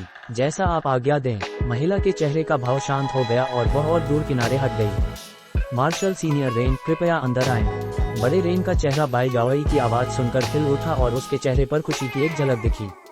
उसके होठ तुरंत हिले। अंदर बाय याओई को आवाज संचरण वॉइस ट्रांसमिशन भेजते हुए, सीनियर मार्शल ब्रदर रेन बाय अंदर आने के बाद क्यों नहीं बात करते? साथ ही दावा हान अभी भी बाहर खड़े हैं, ऐसा क्यों कह रहे हैं? क्या आप चाहते हैं कि हम अशिष्ट लगें? जायम ने अपनी थोड़ी को थपथपाया और चुपचाप मुस्कुराया। अपने चेहरे पर शर्म के साथ उसने कहा, मेरी कितनी लापरवाही थी। भाई हान, चलिए अंदर बात करते हैं। क्या मैंने हमेशा भाई रेन को एक मित्रवत व्यक्ति के रूप में देखा है? भाई हान ने एक दीप्तिमान मुस्कान के साथ जवाब दिया। अब उसे समझ में आया कि आदमी ने उससे दोस्ती करने के लिए इतनी मेहनत क्यों की थी। उसका कारण ये था कि वह बाय याओई के प्रति आकर्षित था। इसने उसके प्रति जायम की सावधानी को काफी कम कर दिया। महिला के मार्गदर्शन में दोनों प्योर फोकस पवेलियन में प्रवेश कर गए। पहली मंजिल को बहुत बड़ा नहीं माना जा सकता था क्योंकि यह केवल 60 मीटर चौड़ी थी। वहां बांस की एक साधारण मेज और कुर्सियां थीं, लेकिन कोनों में खिलते हुए पीले फूलों के गमले थे। वे सभी विशेष रूप से सुगंधित थे। बाय याओई तुरंत उनसे मिलने नहीं उतरी, लेकिन जब दोनों बैठ गए तो ऊपर से उनकी आवाज सुनाई दी, भाई हान, कृपया एक क्षण प्रतीक्षा करें। मेरी खेती तकनीक थोड़ी विचित्र है। एक बार जब मैं इसे परिसंचालित कर लूंगी तो मैं तुरंत आपसे मिलने नीचे आ जाऊंगी। भाई हान, इस दौरान हमारे संप्रदाय के स्नो स्पिरिट फ्रूट का स्वाद ले सकते हैं। ये कहते ही बाय याओई की शिष्या ने ताली बजाई और 2 युवा सफेद पोशाक वाली महिलाएं अंदर आई। हाथों में एक लाल लकड़ी की प्लेट पकड़े हुए थी जिस पर अंगूठ के आकार के पारदर्शी बेरीज से भरी एक शाखा थी। उन्होंने प्लेटों को मेज पर रखते ही दोनों महिलाएं आदरपूर्वक वापस चली गईं। आइस स्पिरिट फ्रूट हमारे संप्रदाय के लिए विशिष्ट है। हमारे आंतरिक महल के बड़ों को भी हर साल कुछ ही मिलते हैं। ये फल न केवल स्वादिष्ट है बल्कि इसमें शुद्ध बर्फ की आध्यात्मिक शक्ति आइस स्पिरिचुअल पावर होती है। अगर कोई बर्फ गुण आइस एट्रीब्यूटेड कल्टीवेटर नियमित रूप से इनका सेवन करे तो यह उनकी खेती में बहुत सहायता करेगा। जब रेन बी ने फल देखे तो उसने जायम को परिचित कराया और आराम से उनमें से एक को अपने मुंह में फेंक दिया। जायम ने ये देखा और उसने भी वही किया और एक को अपने मुंह में फेंक दिया। जैसे ही उसने इसे काटा, उसे अपने मुंह में शुद्ध हिमीली की ग्लेशियर चीक का उबाल महसूस हुआ। हालांकि उसने बर्फ गुण तकनीकों का अभ्यास नहीं किया था, लेकिन उसके शरीर में चरम हिमीली लॉ ग्लेशियर फ्लेम्स थी, जैसे कि पर्पल एपेक्स फ्लेम्स और ग्रेट यिन ट्रू फ्लेम। इस तरह वह बिना किसी समस्या के उन्हें निगल सका। रुचि की नज़र से उसने एक और लिया और अपने मुंह में फेंक दिया। जब रेन बी ने ये देखा तो उसके चेहरे पर एक क्षण के लिए झटका सा गया। आइस स्पिरिट फ्रूट काफी प्रसिद्ध थे। नासेंट सोल कल्टीवेटर्स को भी इनके सेवन में लाभ होता था। हालांकि जो कल्टीवेटर्स बर्फ या आगुन खेती कला का अभ्यास नहीं करते थे, वे अगर लापरवाही से इनका सेवन करें तो उन्हें आंतरिक ठंड लग सकती थी। जायम, जो शुद्ध लकड़ी गुण गुड एट्रिब्यूटेड आध्यात्मिक शक्ति उत्सर्जित कर रहा था, एक को निगलने में सक्षम था और उसने थोड़ा भी आश्चर्य नहीं दिखाया। 2 ऐसे फल लेना कुछ ऐसा था जो आग गुण कल्टीवेटर जैसे खुद भी करने की हिम्मत नहीं करता था। जब रेन भी भीतर ही भीतर हैरान था, ऊपर से कदमों की आवाज सुनाई दी और एक सुंदर सफेद पोशाक वाली महिला सीढ़ियों से नीचे उतरती हुई दिखाई दी। जायम ने अपनी आंखें सिकुड़ी और वह तुरंत एक हृदयस्पर्शी मुस्कान के साथ खड़ा हो गया। फेरी बाई 10 साल से अधिक हो गए हैं। मुझे विश्वास है कि आप अच्छी हैं। रेन बी का चेहरा खुशी से चमक उठा। जूनियर मार्शल सिस्टर बाई, आपने अंततः मुझसे मिलने के लिए सहमत हो गयी। जिस दिन हम अलग हुए थे, मुझे पता था कि भाई हान बिना किसी कारण के नियुक्ति नहीं करेंगे। पिछले कई वर्षों से मैं संप्रदाय में आपके आगमन की प्रतीक्षा कर रही थी। आपका आगमन अपेक्षित था, भाई याओई ने जायम की ओर मुस्कुराते हुए कहा, लेकिन फिर वह रेन बी की ओर मुड़ी और उनका चेहरा ठंडा हो गया। जहां तक आपकी बात है, सीनियर मार्शल ब्रदर रेन, अगर भाई हान न होते तो मैं आपसे मिलने के लिए सहमत नहीं होती। रेन बी ने जल्दबाजी से कहा, मुझे पहले ही समस्या को हल करने का एक तरीका मिल गया है। मैं निश्चित रूप से आपको निराश नहीं करूंगा। भाई याओई ने सिर हिलाया और कहा, उस स्थिति में इसे बाद में बात करेंगे। साथ ही दावा हान बहुत दूर से आए हैं, वह मामला बाद के लिए छोड़ दें। रेन बी का चेहरा एक क्षण के लिए सपाट हो गया, जैसे उसे तुरंत कुछ याद आ गया हो। फिर वह मुस्कुराया, ये ठीक है, मुझे भविष्य में इसके बारे में अधिक विस्तार से बात करने का अवसर मिलेगा। अभी मैं पहले से ही बहुत खुश हूँ कि आपने मुझसे मिलने के लिए सहमत हो गयी। भाई याओई ने तटस्थ अभिव्यक्ति के साथ सिर हिलाया और मेज की मुख्य सीट पर बैठ गयीं। जायम और रेन बी वापस बैठ गए। उनका निरीक्षण करने के बाद जायम मुस्कुराया और बोला, फेरी बाई, पिछली बार जब मैंने आपको देखा था तब से आपकी खेती व्यापक रूप से बढ़ गई है। भाई याओई ने जवाब में मुस्कान भेजी, भाई हान मजाक कर रहे हैं। मेरी क्षमताएं आपकी तुलना में कुछ भी नहीं हैं। उन्हें स्पष्ट रूप से यिन यांग गुफा, यिन यांग केव और कुनवू पर्वत में जायम की क्षमताओं के प्रदर्शन को याद था और इसलिए उन्होंने उसे पूर्ण सम्मान दिया। जब रेन बी ने जायम के लिए भाई याओई के सम्मान को सुना तो उसका चेहरा बदल गया और उसने फिर से आश्चर्य से जायम का निरीक्षण किया। भाई याओई ने जारी रखा, भाई हान, जब आपने नॉर्थ नाइट पैलेस का दौरा करने का उल्लेख किया था तो आपके मन में कोई उद्देश्य रहा होगा। जायम का चेहरा एक क्षण के लिए विचारमग्न हो गया और फिर एक मुस्कान के साथ जवाब दिया, चूंकि आपने ये सवाल उठाया है, मैं स्पष्ट रहूंगा। ये सच है, मैं नॉर्थ नाइट पैलेस इसलिए आया हूँ क्योंकि मेरी आपसे एक प्रार्थना रिक्वेस्ट है। बिना किसी हिचकिचाहट के भाई याओई बोली, मैं उन कई बार आपकी मदद को नहीं भूली हूँ जब आपने मुझे बर्फ से बचाया था जो मुझे डेविल सप्रेसिंग पैगोडा में सील कर रही थी। कृपया बेझिझक बोलें। सच कहें तो भले ही जायम ने उन्हें बर्फ से न बचाया होता, फिर भी उसके पास लेट नासेंट सोल कल्टीवेटर की तुलना में भयानक क्षमताएं थीं। वह ऐसे व्यक्ति से दोस्ती करने में खुश थीं। जायम ने शांत भाव से कहा, यह कोई बड़ी बात नहीं है। मैंने केवल सुना है कि नॉर्थ नाइट आइलैंड में प्रोफाउंड आइस फ्लावर्स प्रचुर मात्रा में उगते हैं। मुझे एक दवा की गोली मेडिसिन पिल के मुख्य घटक के रूप में उनकी आवश्यकता है। प्रोफाउंड आइस फ्लावर्स, वे बहुत आसानी से नहीं मिलते। हालांकि हमारे पास पके हुए बहुत नहीं हैं, लेकिन कुछ जल्द ही तैयार हो जाएंगे। मैं हमारे कुछ शिष्यों को किसी भी मिडिएट प्रोफाउंड आइस को खोजने के लिए भेज दूंगी। फूल केवल उस बर्फ पर उगता है जिसने हाल ही में उस आयु तक पहुंचा है। इसमें कोई समस्या नहीं होनी चाहिए। जायम ने मुस्कुराते हुए कहा, ये बहुत अच्छा है कि आप मेरी मदद कर सकती हैं। अगर मुझे इसे अकेले ही करना पड़ता तो ये काफी परेशानी वाला होता। भाई याओई ने एक प्रफुल्लित मुस्कान पहनी और बोली, ये केवल एक मामूली मामला है। हालांकि यह ऐसा कुछ नहीं है जो 2-4 दिनों में पूरा हो जाएगा। चूंकि भाई हान हमारे संप्रदाय आए हैं, क्यों न कुछ दिनों के लिए ठहरें। मैं आपकी क्षमताओं का बहुत सम्मान करती हूँ। शायद हम कुछ शिक्षाओं पर बातचीत कर सकते हैं। मैं भी आपके संप्रदाय की तकनीकों में बहुत रुचि रखता हूँ। मैंने बहुत पहले सुना है कि आपके महल में ग्रेट जिन की सबसे शक्तिशाली बर्फ गुण आइस एट्रिब्यूटेड तकनीकें हैं। हालांकि मैं व्यक्तिगत रूप से बर्फ गुण तकनीकों का अभ्यास नहीं करता, शायद इससे कुछ लाभ हो सकते हैं। इस संक्षिप्त विनिमय के बाद उनके बीच चर्चा शुरू हो गई। चूंकि दोनों खेती के समान क्षेत्रों में थे, वे अपनी खेती की समस्याओं के बारे में बात करने लगे। चूंकि रेन बाई भी एक मध्य नासेंट सोल कल्टीवेटर था, उसके पास भी जोड़ने के लिए कुछ मूल बिंदु थे। इस तरह पवेलियन में समय एक जीवंत बातचीत में बीता। आधे दिन बीतने के बाद जायम ने विदा ली। उन्हें अभी हाल ही में समाधि सेक्लूडेड कल्टिवेशन से बाहर आए होने के बाद परेशान करना उचित नहीं समझा। जब बाय याओई ने ये देखा तो उन्होंने उसे रोका नहीं। इसके बजाय उन्होंने अपनी शिष्या युआन डिसाइपल युआन को जायम को अभी के लिए एक सम्मानित अतिथि भवन अस्टीम्ड गेस्ट बिल्डिंग में ले जाने का आदेश दिया। जैसे ही प्रोफाउंड आइस फ्लावर्स की जानकारी मिलती उसे सूचित किया जाएगा। अपना अनुरोध स्वीकार होने पर उसने दोनों को प्रणाम किया और शिष्या के पीछे पीछे इमारत से बाहर निकल गया। वेन भी तुरंत नहीं गया। ऐसा लग रहा था कि उसे उनसे और कुछ चर्चा करनी थी। सुंदर महिला के मार्गदर्शन में जायम को पहाड़ की दीवार में बनी दर्जनों इमारतों के एक समूह तक ले जाया गया, जो सभी सुंदर ढंग से निर्मित थीं। ऐसा लग रहा था कि ये सम्मानित अतिथियों के निवास थे। जानते हुए कि बाय याओई जायम को उच्च सम्मान में रखती हैं, सुंदर महिला जायम के प्रति अत्यंत आदरणीय थी और उसने उसके सभी सवालों के जवाब अपनी जानकारी के अनुसार दिए। पलक झपकते ही दोनों इमारतों में से एक के सामने पहुंचे। उनके अंदर जाने से पहले एक युवा गुड़िया जैसी महिला जो नौकरानी के कपड़ों में लिपटी थी इमारत से बाहर निकली। महिला ने तुरंत आगे बढ़कर झुककर प्रणाम किया। मैं मार्शल आंट युआन को प्रणाम करती हूँ। शिष्या युआन ने कठोरता से कहा, मार्शल नीस हुआ, ये सीनियर हान है, मार्शल एंसेस्टर के एक सम्मानित अतिथि। उनकी अच्छी सेवा करें। अगर आप लापरवाह रहीं तो सजा होगी। मैं पूरी कोशिश करूंगी। नौकरानी का दिल कांप गया और उसने आदरणीय स्वर में जवाब दिया। इसी बीच उसने जायम की ओर एक नजर दौड़ाई और जब उनकी नजरें मिली तो वह जल्दी से अपना सिर मोड़ लिया। जायम ने एक मुस्कान के साथ जवाब दिया। शिष्या युआन ने जायम की ओर मुड़कर कहा, सीनियर हान, अगर आप मार्शल नीस हुआ से संतुष्ट नहीं हैं, तो हम उन्हें तुरंत बदल देंगे। इसकी कोई आवश्यकता नहीं है, ये काम करेगी। जायम ने सिर हिलाया और लंबे दग भरते हुए इमारत में प्रवेश किया। अन्य दो उसका करीब से पीछा करते रहे।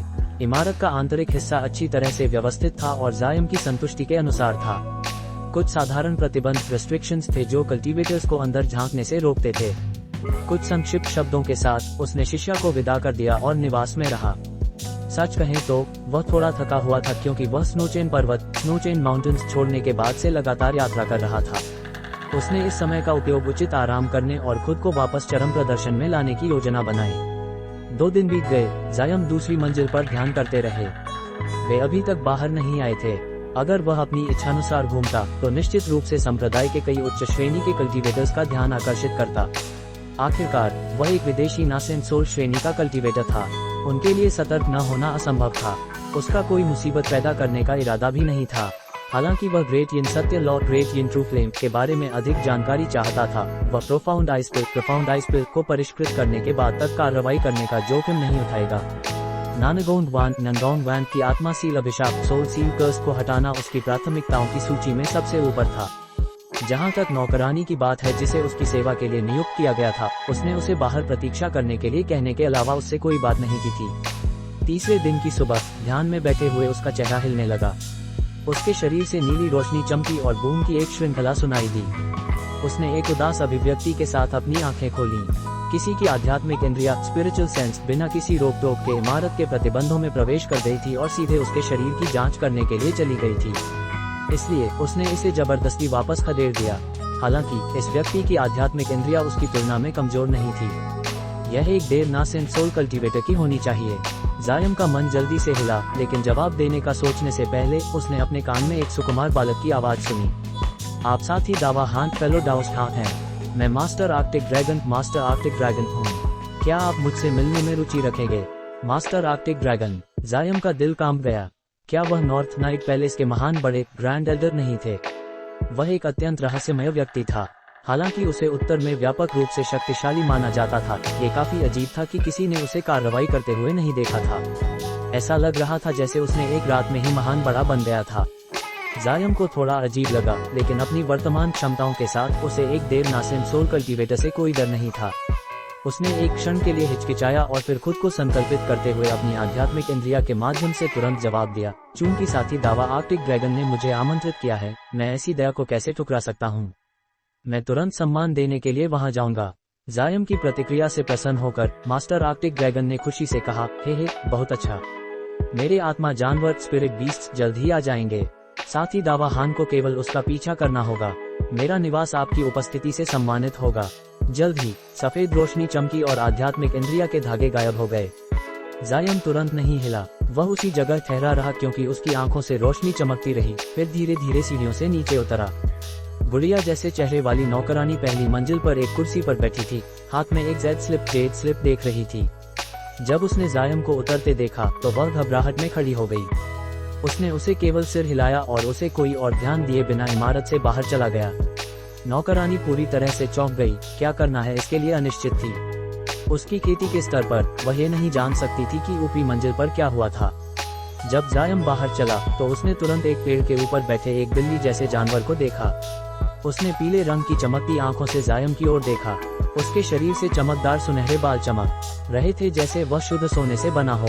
उसने अपनी आंखें सिकुड़ी और छोटे जानवर का निरीक्षण किया। फिर आश्चर्य का एक निशान प्रकट हुआ, एक गोल्डविंग रैकून। ये दुर्लभ प्राणी केवल नर मादा जोड़ों में होते हैं और यह कहा जाता है कि उनकी छिपने की तकनीकें अतुलनीय हैं। जायम ने खुद से बुदबुदाया। फिर उसकी अभिव्यक्ति सपाट हो गई और उसने अपनी नजर दूसरे पेड़ की ओर घुमाई, लेकिन कुछ भी नहीं पाया। जायम की पहचान सुनिश्चित करने के बाद रैकून ने एक चीख निकाली और पास के पेड़ से सुनहरी रोशनी चमकी और एक और छोटा जानवर प्रकट हुआ। ये रैकून उससे थोड़ा छोटा था जिसे उसने पहले देखा था। जायम का दिल कांप गया। अपनी विशाल आध्यात्मिक इंद्रिया के साथ भी वह इसे थोड़ा भी महसूस नहीं कर पाया। दोनों गोल्डविन रैकून्स ने एक दूसरे की ओर देखा और तुरंत अपने पीछे भाग गए। बिना किसी और विचार के जायम चमकदार रूप से चमका और वह दोनों जानवरों का एक नीली धारा में पीछा करने लगा। जैसे जैसे वह उनका पीछा करता रहा, एक अविश्वसनीय घटना घटित हुई। एक गोल्डविन रैकून धुंधला गया और जायम के सामने से गायब हो गया। अपनी चेतावनी में उसने जल्दी से अपनी आध्यात्मिक इंद्रिया पास में घुमाई, लेकिन कोई फायदा नहीं हुआ। उसे अपना खून ठंडा होता महसूस हुआ। हार मानने को तैयार नहीं, उसकी आंखों में नीली चमक दिखी और उसने अपनी नजर आसपास घुमाई। अंततः उसने इसे रैकून के पास एक छाया जैसी आकृति के रूप में पाया जो उसे मार्गदर्शन दे रहा था। जानवर को अंततः पा लेने पर जायम ने भीतर ही राहत की सांस ली। अगर उसके पास कुछ ऐसा होता जो वह वास्तव में उसके पास ढूंढते हुए महसूस नहीं कर सकता था तो वह बेचैन हो जाता। दोनों गोल्डविन रैकून्स केवल साधारण उड़ान तकनीकों की तुलना में थोड़े तेज थे। जायम उनका पीछा करने में आसानी से सक्षम था। रास्ते में उसे कई आंतरिक महल कल्टीवेटर्स मिले। जायम के अपरिचित चेहरे को देखकर वे कुछ हद तक चौंके, लेकिन जब उन्होंने उसके सामने उड़ रहे गोल्डविन रैकून को देखा तो उन्हें लगा कि उन्हें कुछ समझ आ गया और उन्होंने इस मामले को छोड़ दिया। जाहिर है, उनकी नासेंट सोल खेती को देखते हुए वे जायम का रास्ता रोकने की हिम्मत नहीं करते। जानवरों का पीछा करते हुए वह कई इमारतों के पार उड़ा और पहाड़ के सामने एक पत्थर के फाटक स्टोन गेट पर पहुंचा। पत्थर का फाटक लगभग 20 मीटर ऊंचा था और एक मंत्रमुग्ध पीली रोशनी के साथ चमक रहा था। इसकी सतह से ताबीज के अक्षर चमक रहे थे जैसे कोई बड़ा प्रतिबंध, ग्रैंड रिस्ट्रिक्शन लगा हो। जायम ठहर गया और सिकुड़ी हुई आंखों से इसे देखा। गोल्डविन रैकून्स धुंधला गए और पत्थर के फाटक में समा गए जैसे वे कभी वहां थे ही नहीं। जायम स्तब्ध रह गया। जैसे ही वह प्रतिक्रिया कर पाता, पत्थर का फाटक चमका और एक गरजने की आवाज के साथ खुल गया। उसके सामने एक चमकदार गलियारा प्रकट हुआ। गलियारा बर्फ की मोटी परत से ढका हुआ था जैसे ये बर्फ की एक गुफा हो। गोल्डविन रैकून गलियारे के प्रवेश द्वार पर खड़ा था और बुद्धिमान चमक वाली आंखों से जायम को देख रहा था। उसी क्षण दूसरा रैकून भी छिपने से बाहर आया। जायम के कान में एक हंसी की आवाज गूंजी, साथ ही दावा हान फेलो डाउस, जहां कृपया अंदर आएं। कृपया मुझे माफ करें कि मैं व्यक्तिगत रूप से आपका स्वागत करने नहीं आया। जायम ने अपनी भान उठाए और शब्दों के बिना आगे बढ़ गया। जब गोल्डविन रैकून्स ने देखा कि जायम उनका पीछा कर रहा है तो वे मुड़े और गलियारे में कूद गए। उनका आसानी से करीब से पीछा करते हुए जायम ने कई मोड़ लिए और जैसे जैसे वह गहराई में जाता गया उसे तापमान में तेज गिरावट महसूस हुई। अचानक गलियारा सीधे नीचे की ओर जाने लगा। उसका दिल हिला और वह थोड़ी देर ठहरने के बाद नीचे उतर गया। एक कप चाय पीने के समय बीतने के बाद जायम अंततः गलियारे के अंत में पहुंचा और देखा कि गोल्डविन रैकून्स धुंध से भरे एक विशाल हॉल में कूद पड़े। विशाल हॉल पारदर्शी पत्थर से बना था जिसकी सतह से हिमीली रोशनी ग्लेशियल लाइट की रेखाएं चमक रही थीं। ऐसा लग रहा था जैसे वे माइग्रेट एयर प्रोफाउंड आइस से बने हों। जब जायम हॉल में कदम रखा तो वह ठंड से कांप नहीं सका, लेकिन जैसे ही उसके शरीर पर बैंगनी लॉर्ड पर्पल फ्लेम्स उबली वह पूरी तरह से अप्रभावित दिखने लगा। तो ये सच है, आप चरम ठंड की Lord flame of extreme cold का पोषण करते हैं। एक प्रसन्न आवाज हॉल में गूंजी। अपनी चेतावनी में जायम ने ऊपर की ओर देखा और तुरंत चिल्लाया, सेलेस्टियल आइस फ्लेम्स। हॉल के कोनों में विशाल क्रिस्टल स्तंभ थे जो केंद्र में 20 मीटर बड़े नीले कड़ाही ब्लू कॉल्ड्रन के चारों ओर घिरे हुए थे। ये कड़ाही नीली लौ की धागियां छोड़ रही थी, जो एक अद्भुत ठंड और आध्यात्मिक दबाव स्पिरिचुअल प्रेशर छोड़ रही थी, जिससे जायम बहुत परिचित था, जिससे वह बहुत चौंका। साथ ही दावा हान सेलेस्टियल आइस फ्लेम्स को पहचानते हैं। ये कितना आश्चर्यजनक है। कड़ाही के पीछे से एक चीख सी सुनाई दी और उसके पीछे से एक आकृति धुंधला कर सामने आई, जो 1 मीटर लंबी आकृति थी। एक छोटा बूढ़ा बौना, गहरी झुर्रियों, बर्फ जैसे सफेद बालों और नीली पोशाक के साथ एक अजीब अभिव्यक्ति के साथ जायम को देख रहा था। क्या आप मास्टर आर्कटिक ड्रैगन हैं? जायम की अभिव्यक्ति सामान्य हो गई और उसने बूढ़े आदमी को प्रणाम किया। बिल्कुल सही, मैं आर्कटिक ड्रैगन हूँ। हालांकि वह नाम एक उपाधि है जो नॉर्थ नाइट पैलेस के सभी महान बड़ों ग्रैंड एल्डर्स द्वारा पारित किया गया है। कुछ ही लोग मेरे वास्तविक नाम को जानते हैं। जब बूढ़े आदमी ने जायम से बात की तो उनकी आंखों में एक चमक दिखी और उन्होंने शांत भाव से अपना हाथ लहराया। कमरे में स्तंभों में से एक पर एक जादुई मुद्रा स्पेल सी मारी। एक चमक के साथ हॉल की मंजिल के कई स्थानों से सफेद रोशनी चमक उठी। कई सफेद ध्यान में मेडिटेशन मैट्स को बुला दिया। एक दयालु स्वर में बूढ़े आदमी ने कहा, चूंकि मेरे पास शायद ही कभी मेहमान आते हैं, मेरे पास कोई मेज या कुर्सियां तैयार नहीं है। मुझे आशा है कि आप अपराध नहीं मानेंगे। आप पहले से ही बहुत विनम्र हैं। हमारे जैसे कल्टीवेटर्स को ऐसी चीजों पर ध्यान देना शुरू में ही नहीं चाहिए। जायम मुस्कुराया और कदम आगे बढ़ाकर मैट में से एक पर बैठ गया और विशाल कड़ाही को एक बार फिर से देखा। उस क्षण उसे एहसास हुआ कि कड़ाही हेवन वॉइड कॉल्ड्रन के समान दिख रही थी। सेलेस्टियल आइस फ्लेम्स कड़ाही द्वारा पूरी तरह से प्रतिबंधित थी, जो उनकी किसी भी शक्ति को बाहर लेकिन रिसने से रोक रही थी, अन्यथा हॉल लंबे समय पहले ही जम चुका होता। इसने जायम को बहुत परेशान किया। मास्टर आर्कटिक ड्रैगन जायम के सामने वाले मैट पर बैठ गया और ईमानदारी से कहा, हालांकि मेरे पास आपसे विशेष रूप से चर्चा करने के लिए कुछ नहीं है। मेरी इंद्रियां मुझे बता रही हैं कि आप वह व्यक्ति हैं जिसकी मैंने वर्षों तक खोज की है। अपनी हैरानी को दबाते हुए जायम ने धीरे धीरे कहा, मैं आपने जो कहा उससे थोड़ा घबराया हुआ हूँ। क्या आप मुझे बता सकते हैं कि इसका क्या मतलब था? आर्कटिक ड्रैगन मुस्कुराया और बोला, भाई हान को घबराने की जरूरत नहीं है। मैंने आपको यहाँ आमंत्रित किया है क्योंकि आप बिना किसी समस्या के 2 आइस स्पिरिट फ्रूट्स का सेवन करने में सक्षम थे। लेकिन अब जब मैं देख रहा हूँ कि आप चरम ठंड की लौ का अभ्यास करते हैं, मेरे पास आपके लिए कोई और परीक्षा नहीं है। आप वह व्यक्ति हैं जिसकी मैं खोज कर रहा था। जायम ने अपने होठ बांधे और अपना माथा चौंकाया। आप मेरी खोज क्यों कर रहे होंगे? आर्कटिक ड्रैगन का चेहरा कठोर हो गया और उसने गंभीरता से पूछा, क्या मैं आपकी बैंगनी लौ का नाम जान सकता हूँ? हालांकि मैं कई बैंगनी आत्मा लौ पर्पल स्पिरिट फ्लेम्स के बारे में जानता हूँ, मैंने कभी ऐसी लौ के बारे में नहीं सुना है जो बर्फ गुण आइस एट्रीब्यूटेड की हो। कृपया मुझे अवगत कराएं। जायम ने अपने शरीर के चारों ओर लिपटी बैंगनी लौ को देखा और शांत भाव से कहा, ये लौ मैंने अपनी खेती से पैदा की थी। इसका कोई आधिकारिक नाम नहीं है। सुविधा के लिए मैंने इसे पर्पल एपेक्स फ्लेम्स नाम दिया है। सेलेस्टियल आइस फ्लेम्स की तरह शक्तिशाली होने के बावजूद इनकी शक्ति उतनी बेहतर नहीं हो सकती। जाहिर है, जब तक वह स्थिति को नहीं समझ लेता, जायम सच नहीं बताएगा। जब आर्कटिक ड्रैगन ने जायम को सुना तो वे संतुष्टि के साथ मुस्कुराए और बोले, आपके शब्द सच हैं। हालांकि पर्पल एपेक्स फ्लेम्स किसी फ्यूजन में पैदा हुई थी, इसकी ठंडी प्रकृति अशुद्ध है। अगर इसे विशेष परिष्करण से गुजरना पड़ता तो इसकी शक्ति और भी अधिक होती। उसके चेहरे पर आश्चर्य का एक निशान दिखा। और भी अधिक, मैंने पहले ही लौ को एक बार परिष्कृत कर चुका हूँ। वे और अधिक शुद्ध कैसे हो सकती हैं? ऐसा लगता है कि भाई हान को ठंडी लौ के बारे में ज्यादा पता नहीं है। दुनिया में इस प्रकार की कुछ बर्फ की लौ मौजूद हैं। हालांकि इन सभी लौ की एक विशेष विधि होती है जिससे उन्हें और शुद्ध किया जा सकता है, सिवाय उन लौ के जो परिष्करण के लिए उपयोग की जाती हैं। जाहिर है, शक्ति में अंतिम वृद्धि किसी के व्यक्तिगत कौशल और लौ की खुद की शक्ति पर निर्भर करती है। इसका मतलब यह नहीं है कि यह सेलेस्टियल आइस फ्लेम्स की तरह शक्ति में कई गुना अधिक हो सकती है। बूढ़े आदमी ने अपनी दाढ़ी घुमाई और घमंड के एक निशान के साथ विशाल कड़ाही को देखा। जायम ने सदमे में सांस ली और उसने तुरंत अपनी उंगलियां उठाईं और उसके ऊपर बैंगनी लौ की एक धागी पैदा की। कई गुना इसकी शक्ति। क्या आप कहना चाहते हैं कि यह लौ और शुद्ध की जा सकती है? वह एक बर्फ की लौ है जिसे एक बार परिष्कृत किया गया है, लेकिन प्रक्रिया पूरी नहीं हुई है। क्या साथी दावा ने उस चरण तक पहुंचने के लिए जादुई शक्ति मैजिक पावर से इसे संपीड़ित किया था? ऐसी लापरवाह विधि से न केवल आपकी जादुई शक्ति बर्बाद होती है, बल्कि इसके परिणामस्वरूप केवल लौ का एक छोटा सा टुकड़ा परिष्कृत होता है। आपके मार्गदर्शन के लिए बहुत बहुत धन्यवाद। जायम एक क्षण के लिए ठहरा और बौने को एक और नजर से देखा। क्या साथी दावा मुझे बता सकते हैं कि आप मेरी खोज क्यों कर रहे थे? इसका जवाब देने से पहले मेरे कुछ सवाल हैं जो मैं आपसे पूछना चाहूंगा। सेलेस्टियल आइस फ्लेम्स बहुत कम लोगों को जानते हैं, लेकिन आप इन्हें एक नज़र में पहचानने में सक्षम थे। क्या आप इन्हें पहले देख चुके हैं? जब जायम ने ये सुना तो उसका दिल उबला और उसने शांत भाव से जवाब दिया, मैंने इसे पहले एक रिकॉर्ड में देखा है, लेकिन चूंकि यह अनूठी थी इसलिए मैंने इसे अपने ध्यान में रखा था। चूंकि नॉर्थ नाइट पैलेस का हेवनबर्ड हॉल से स्पष्ट संबंध था, वह सच बोलने की हिम्मत नहीं करता था। जायम का सीधा जवाब सुनकर आर्कटिक ड्रैगन एक क्षण के लिए स्तब्ध रहा, लेकिन जल्द ही वह हंसा। ऐसा लगता है कि मैंने बेवकूफों की तरह हस्तक्षेप किया। सेलेस्टियल आइस फ्लेम्स कुछ ऐसा है जिसे हमारे नॉर्थ नाइट पैलेस के लिए विशिष्ट माना जा सकता है। उस स्थिति में मैं सच्चाई से बोलूंगा। जैसा कि आपने अनुमान लगाया होगा, मुझे भाई हान की बर्फ की लॉ की सहायता की आवश्यकता है।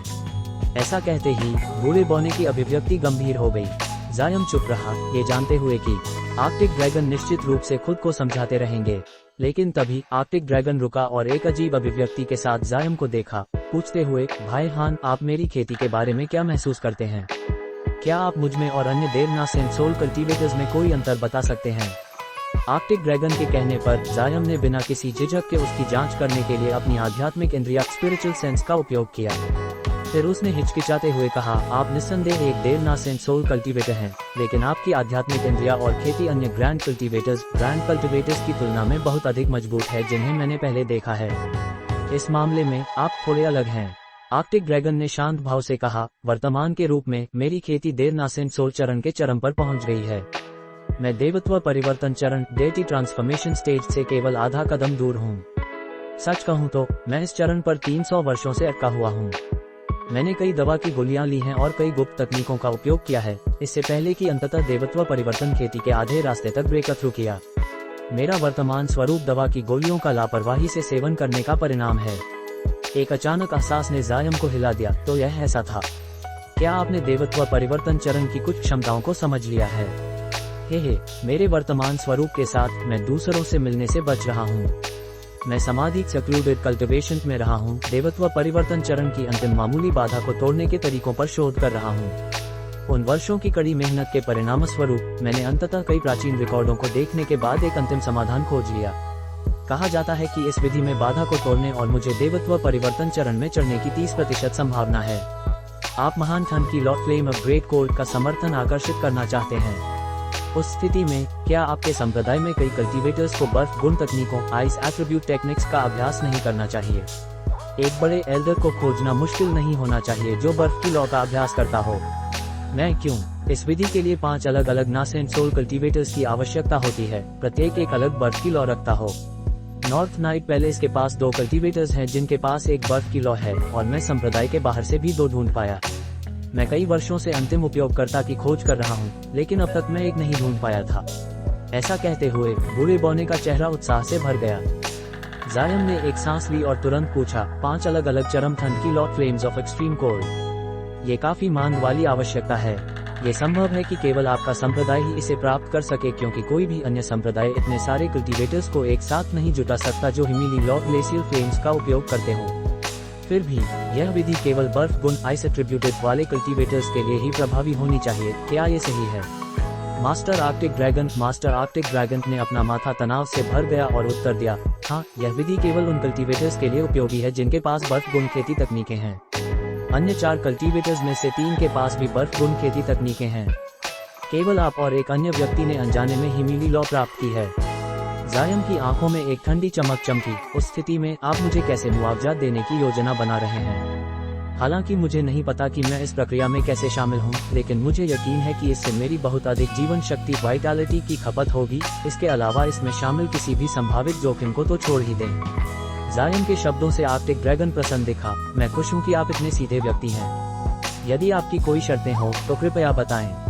मेरे नाम शीख पर मैं इसे पूरा करने को तैयार हूँ, बशर्ते आप हमारी मदद करें। जायम ने उनके सीधे शब्दों पर मुस्कुराया। साथ ही दावा, मैं सीधा रहूंगा। मुझे ब्रेक थ्रू कराने वाली इस विधि का विस्तृत विवरण चाहिए।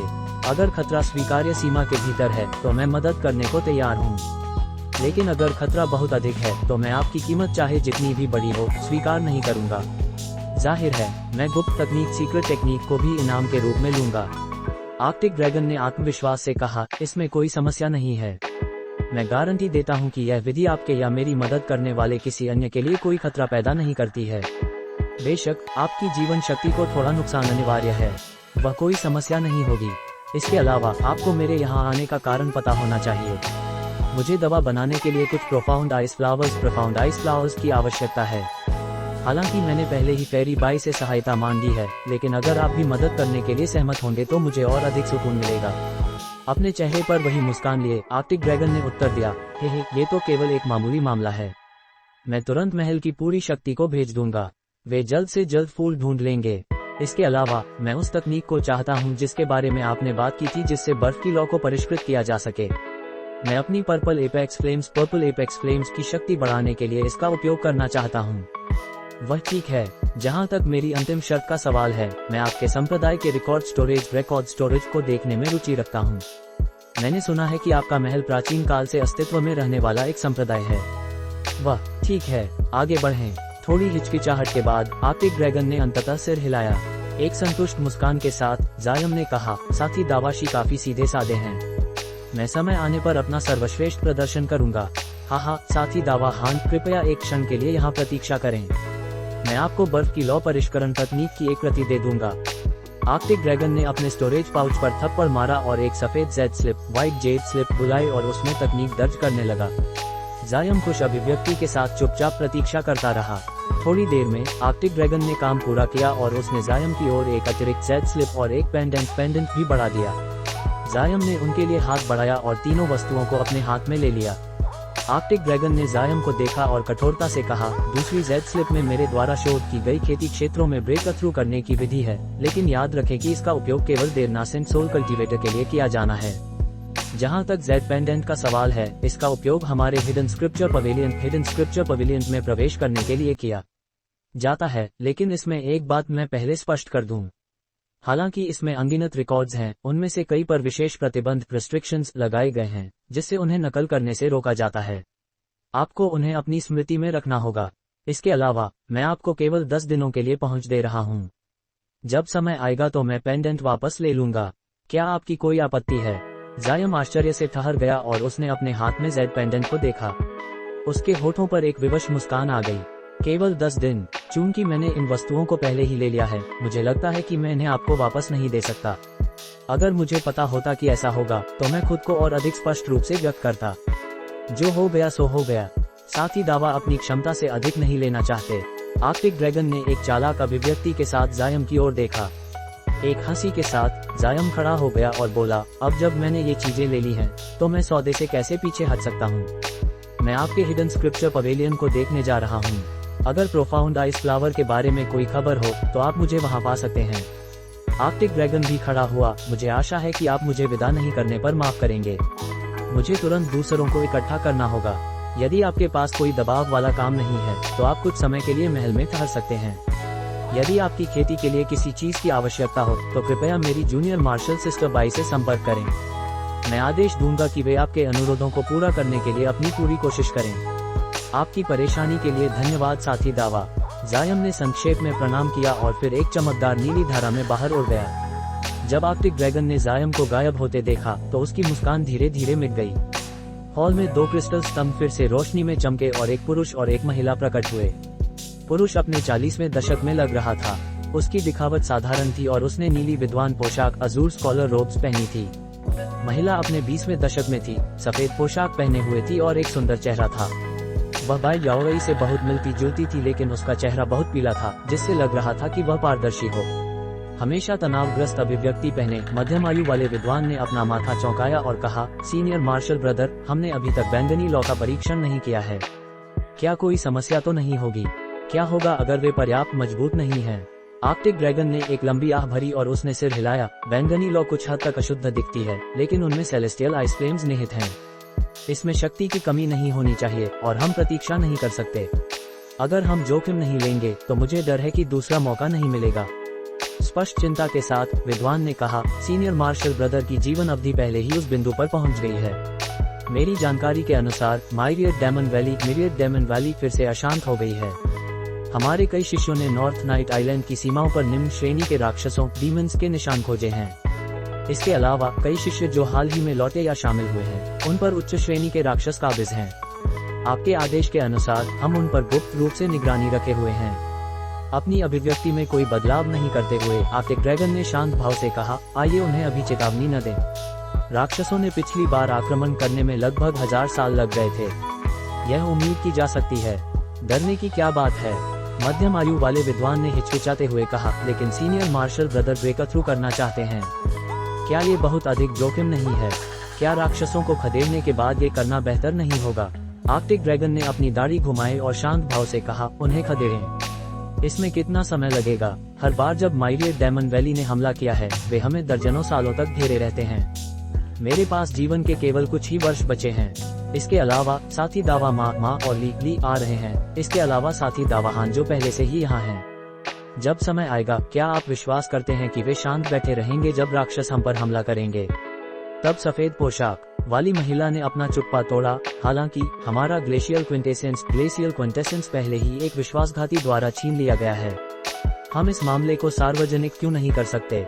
हमें इतने सारे राक्षसों के हमले को भड़काने की आवश्यकता क्यों है?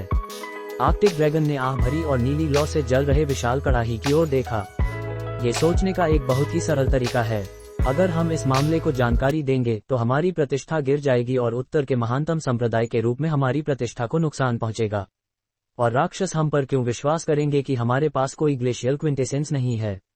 ये घोषणा व्यर्थ होगी। आपको समझना चाहिए कि जब 10,000 वर्ष की अवधि समाप्त होगी, वॉइड स्पिरिट हॉल के भीतर आइस जेड केव्स खुलेंगे। अगर हम भाग्यशाली रहे तो हम कुछ ग्लेशियल क्विंटेसेंस एकत्र करने में सक्षम हो जाएंगे।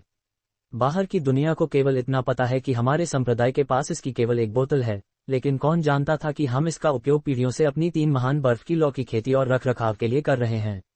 अन्यथा यह संभव नहीं होता। सौभाग्य से हमें ग्लेशियल क्विंटेसेंस की बोतल तब खो गई जब आइस जेड केव खुलने वाले थे, अन्यथा कई पीढ़ियों के शिष्य 3 लौ की खेती करने में असमर्थ होते।